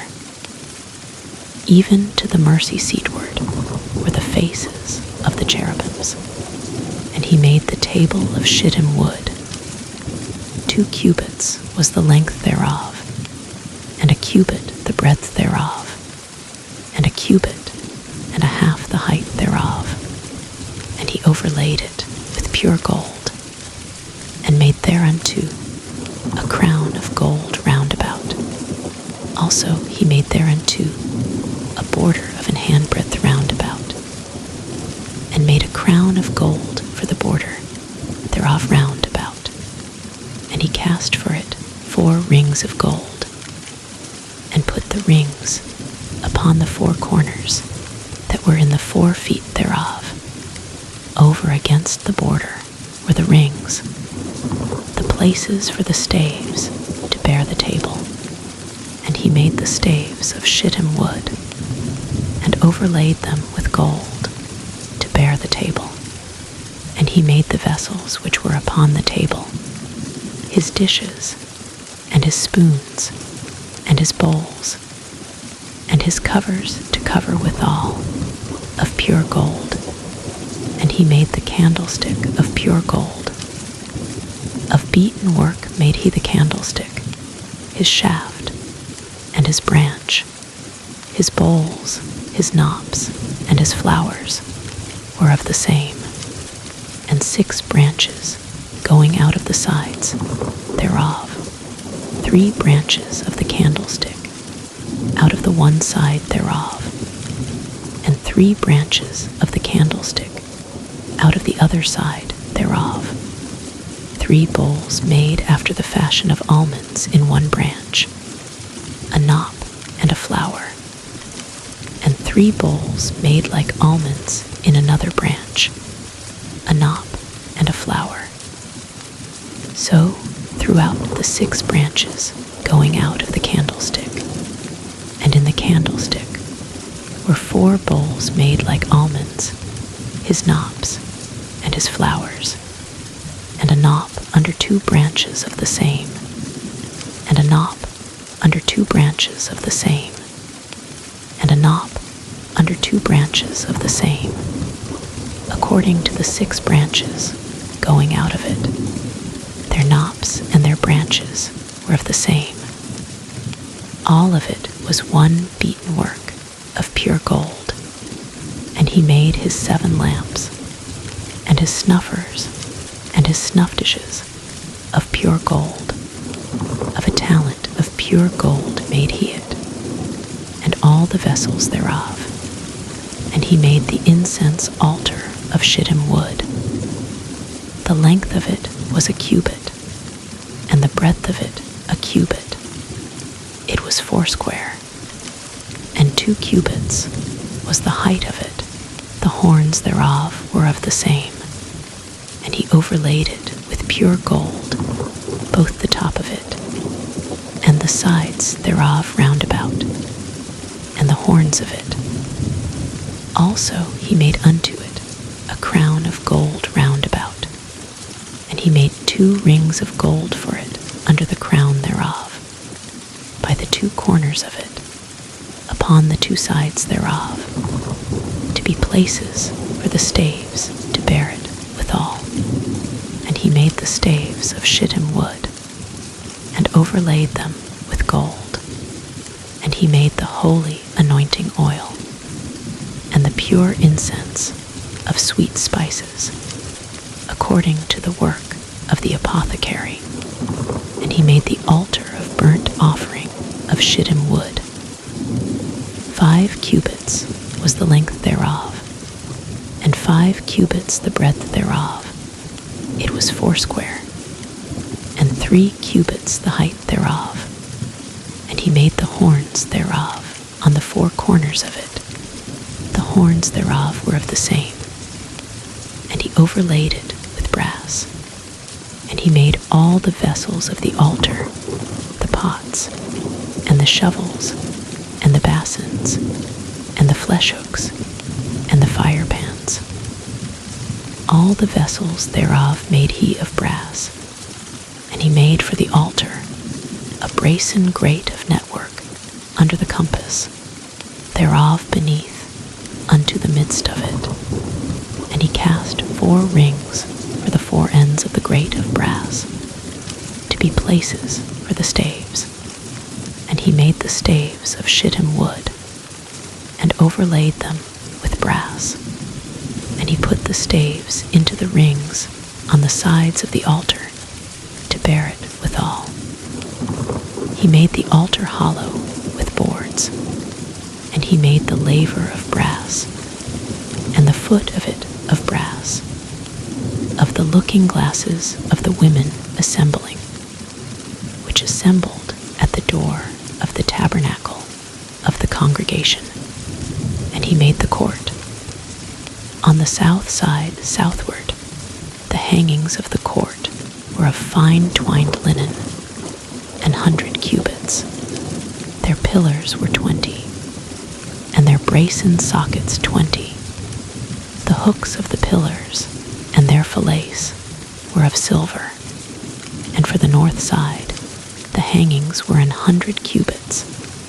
Their pillars were 20, and their sockets of brass 20. The hooks of the pillars and their fillets of silver. And for the west side were hangings of 50 cubits, their pillars 10, and their sockets 10. The hooks of the pillars and their fillets of silver. And for the east side, eastward 50 cubits. The hangings of the one side of the gate were 15 cubits, their pillars 3, and their sockets 3. And for the other side of the court gate, on this hand and that hand, were hangings of 15 cubits, their pillars 3, and their sockets 3. All the hangings of the court round about were of fine twined linen, and the sockets for the pillars were of brass. The hooks of the pillars and their fillets of silver, and the overlaying of their chapiters of silver. And all the pillars of the court were filleted with silver, and the hanging for the gate of the court was needlework of blue and purple and scarlet and fine twined linen. And 20 cubits was the length, and the height in the breadth was 5 cubits, answerable to the hangings of the court. And their pillars were 4, and their sockets of brass 4, their hooks of silver, and the overlaying of their chapiters, and their fillets of silver, and all the pins of the tabernacle, and of the court round about, were of brass. This is the sum of the tabernacle, even of the tabernacle of testimony, as it was counted, according to the commandment of Moses, for the service of the Levites, by the hand of Ithamar, son to Aaron the priest, and Bezaleel the son Uri, the son of Hur, of the tribe of Judah, made all that the Lord commanded Moses. And with him was Aholiab, son of Ahisamach, of the tribe of Dan, an engraver and a cunning workman, and an embroiderer in blue, and in purple, and in scarlet, and fine linen, all the gold that was occupied for the work in all the work of the holy place, even the gold of the offering, was 29 talents, and 730 shekels, after the shekel of the sanctuary, and the silver of them that were numbered of the congregation was 100 talents, and 1,760 shekels, after the shekel of the sanctuary, a bekah for every man, that is, half a shekel, after the shekel of the sanctuary, for every one that went to be numbered, from 20 years old and upward, for 600,000 and 3,550 men. And of the 100 talents of silver were cast the sockets of the sanctuary, and the sockets of the veil, 100 sockets of the 100 talents, a talent for a socket, and of the 1,770 and 5 shekels, he made hooks for the pillars, and overlaid their chapiters, and filleted them. And the brass of the offering was 70 talents, and 2,400 shekels, and therewith he made the sockets to the door of the tabernacle of the congregation, and the brazen altar, and the brazen grate for it, and all the vessels of the altar, and the sockets of the court round about, and the sockets of the court gate, and all the pins of the tabernacle, and all the pins of the court round about, and of the blue and purple and scarlet. They made cloths of service, to do service in the holy place, and made the holy garments for Aaron, as the Lord commanded Moses. And he made the ephod of gold, blue and purple, and scarlet, and fine twined linen. And they did beat the gold into thin plates, and cut it into wires, to work it in the blue, and in the purple, and in the scarlet, and in the fine linen, with cunning work.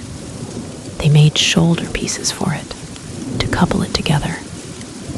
By the 2 edges was it coupled together, and the curious girdle of his ephod that was upon it was of the same, according to the work thereof, of gold, blue, and purple, and scarlet, and fine twined linen, as the Lord commanded Moses. And they wrought onyx stones enclosed in ouches of gold, graven, as signets are graven, with the names of the children of Israel. And he put them on the shoulders of the ephod, that they should be stones for a memorial to the children of Israel, as the Lord commanded Moses. And he made the breastplate of cunning work, like the work of the ephod, of gold, blue, and purple, and scarlet, and fine twined linen. It was foursquare. They made the breastplate double. A span was the length thereof, and a span the breadth thereof, being doubled. And they set in it 4 rows of stones. The first row was a sardius, a topaz, and a carbuncle. This was the first row. And the second row, an emerald, a sapphire, and a diamond. And the third row, a ligure, an agate, and an amethyst. And the fourth row, a beryl, an onyx, and a jasper. They were enclosed in ouches of gold in their enclosings, and the stones were according to the names of the children of Israel, 12, according to their names, like the engravings of a signet, every one with his name, according to the 12 tribes. And they made upon the breastplate chains at the ends, of wreathen work of pure gold. And they made 2 ouches of gold, and 2 gold rings, and put the 2 rings in the 2 ends of the breastplate. And they put the 2 wreathen chains of gold in the 2 rings on the ends of the breastplate. And the 2 ends of the 2 wreathen chains they fastened in the 2 ouches, and put them on the shoulder pieces of the ephod before it. And they made 2 rings of gold, and put them on the 2 ends of the breastplate, upon the border of it, which was on the side of the ephod inward. And they made 2 other golden rings, and put them on the 2 sides of the ephod underneath, toward the forepart of it, over against the other coupling thereof, above the curious girdle of the ephod. And they did bind the breastplate by his rings unto the rings of the ephod with a lace of blue, that it might be above the curious girdle of the ephod, and that the breastplate might not be loosed from the ephod, as the Lord commanded Moses. And he made the robe of the ephod of woven work, olive blue, and there was an hole in the midst of the robe, as the hole of an habergeon, with a band round about the hole, that it should not rend. And they made upon the hems of the robe pomegranates of blue, and purple, and scarlet, and twined linen. And they made bells of pure gold, and put the bells between the pomegranates upon the hem of the robe, round about between the pomegranates, a bell and a pomegranate, a bell and a pomegranate, round about the hem of the robe to minister in, as the Lord commanded Moses. And they made coats of fine linen, of woven work for Aaron, and for his sons, and a mitre of fine linen, and goodly bonnets of fine linen, and linen breeches of fine twined linen, and a girdle of fine twined linen, and blue, and purple, and scarlet, of needlework, as the Lord commanded Moses. And they made the plate of the holy crown of pure gold, and wrote upon it a writing, like to the engravings of a signet, holiness to the Lord. And they tied unto it a lace of blue, to fasten it on high upon the mitre, as the Lord commanded Moses. Thus was all the work of the tabernacle of the tent of the congregation finished.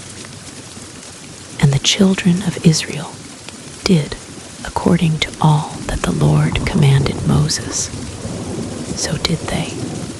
And they brought the tabernacle unto Moses, the tent, and all his furniture, his tacks, his boards, his bars, and his pillars, and his sockets, and the covering of ram's skins dyed red, and the covering of badger skins, and the veil of the covering, the ark of the testimony, and the staves thereof, and the mercy seat, the table, and all the vessels thereof, and the showbread, the pure candlestick, with the lamps thereof, even with the lamps to be set in order, and all the vessels thereof, and the oil for light, and the golden altar, and the anointing oil, and the sweet incense, and the hanging for the tabernacle door, the brazen altar,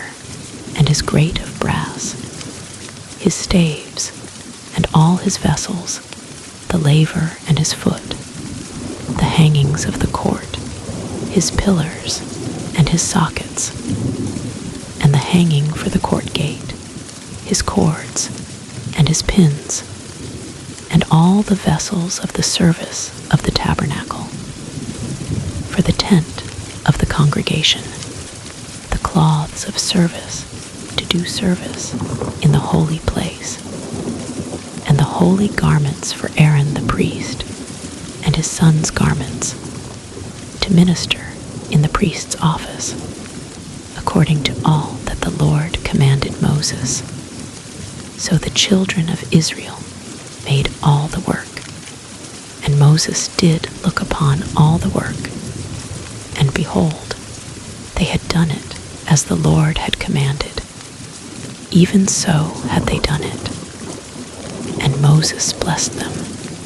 And the Lord spake unto Moses, saying, On the first day of the first month shalt thou set up the tabernacle of the tent of the congregation, and thou shalt put therein the ark of the testimony, and cover the ark with the veil, and thou shalt bring in the table, and set in order the things that are to be set in order upon it.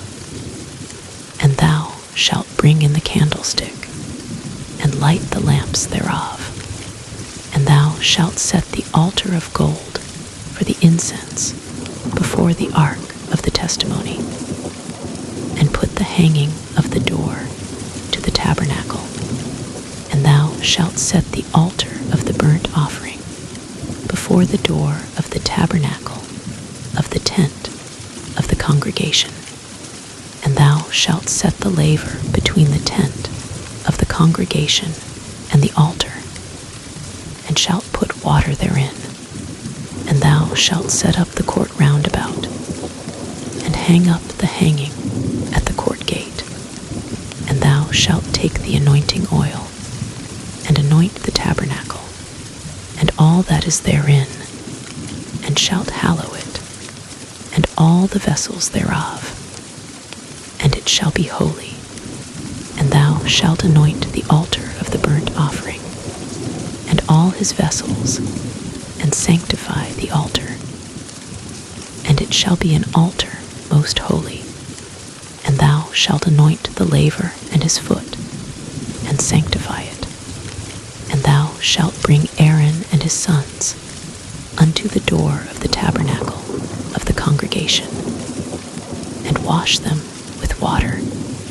And thou shalt put upon Aaron the holy garments, and anoint him, and sanctify him, that he may minister unto me in the priest's office.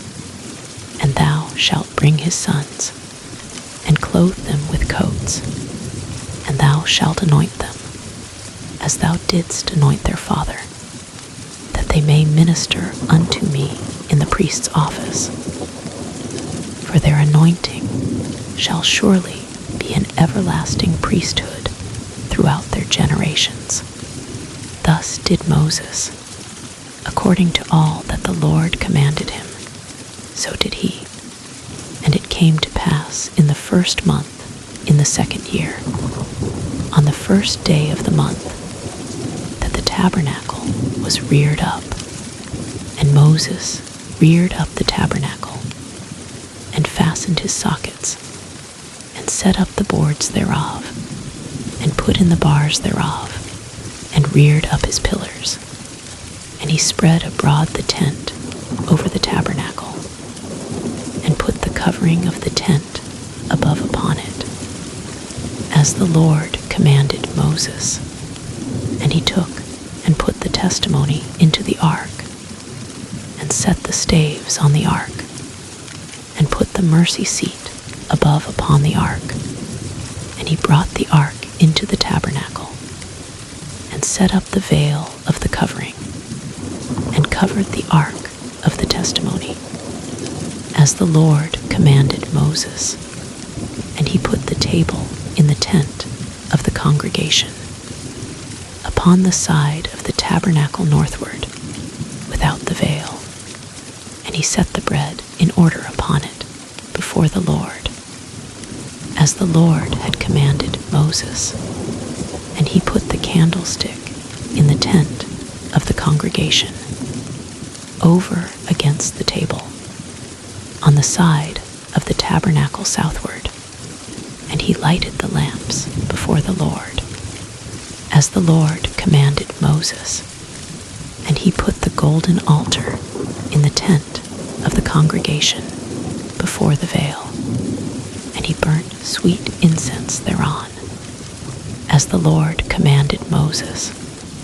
And he set up the hanging at the door of the tabernacle, and he put the altar of burnt offering by the door of the tabernacle of the tent of the congregation, and offered upon it the burnt offering and the meat offering, as the Lord commanded Moses. And he set the laver between the tent of the congregation and the altar, and put water there to wash withal. And Moses and Aaron and his sons washed their hands and their feet thereat, when they went into the tent of the congregation. And when they came near unto the altar, they washed, as the Lord commanded Moses. And he reared up the court round about the tabernacle and the altar, and set up the hanging of the court gate. So Moses finished the work.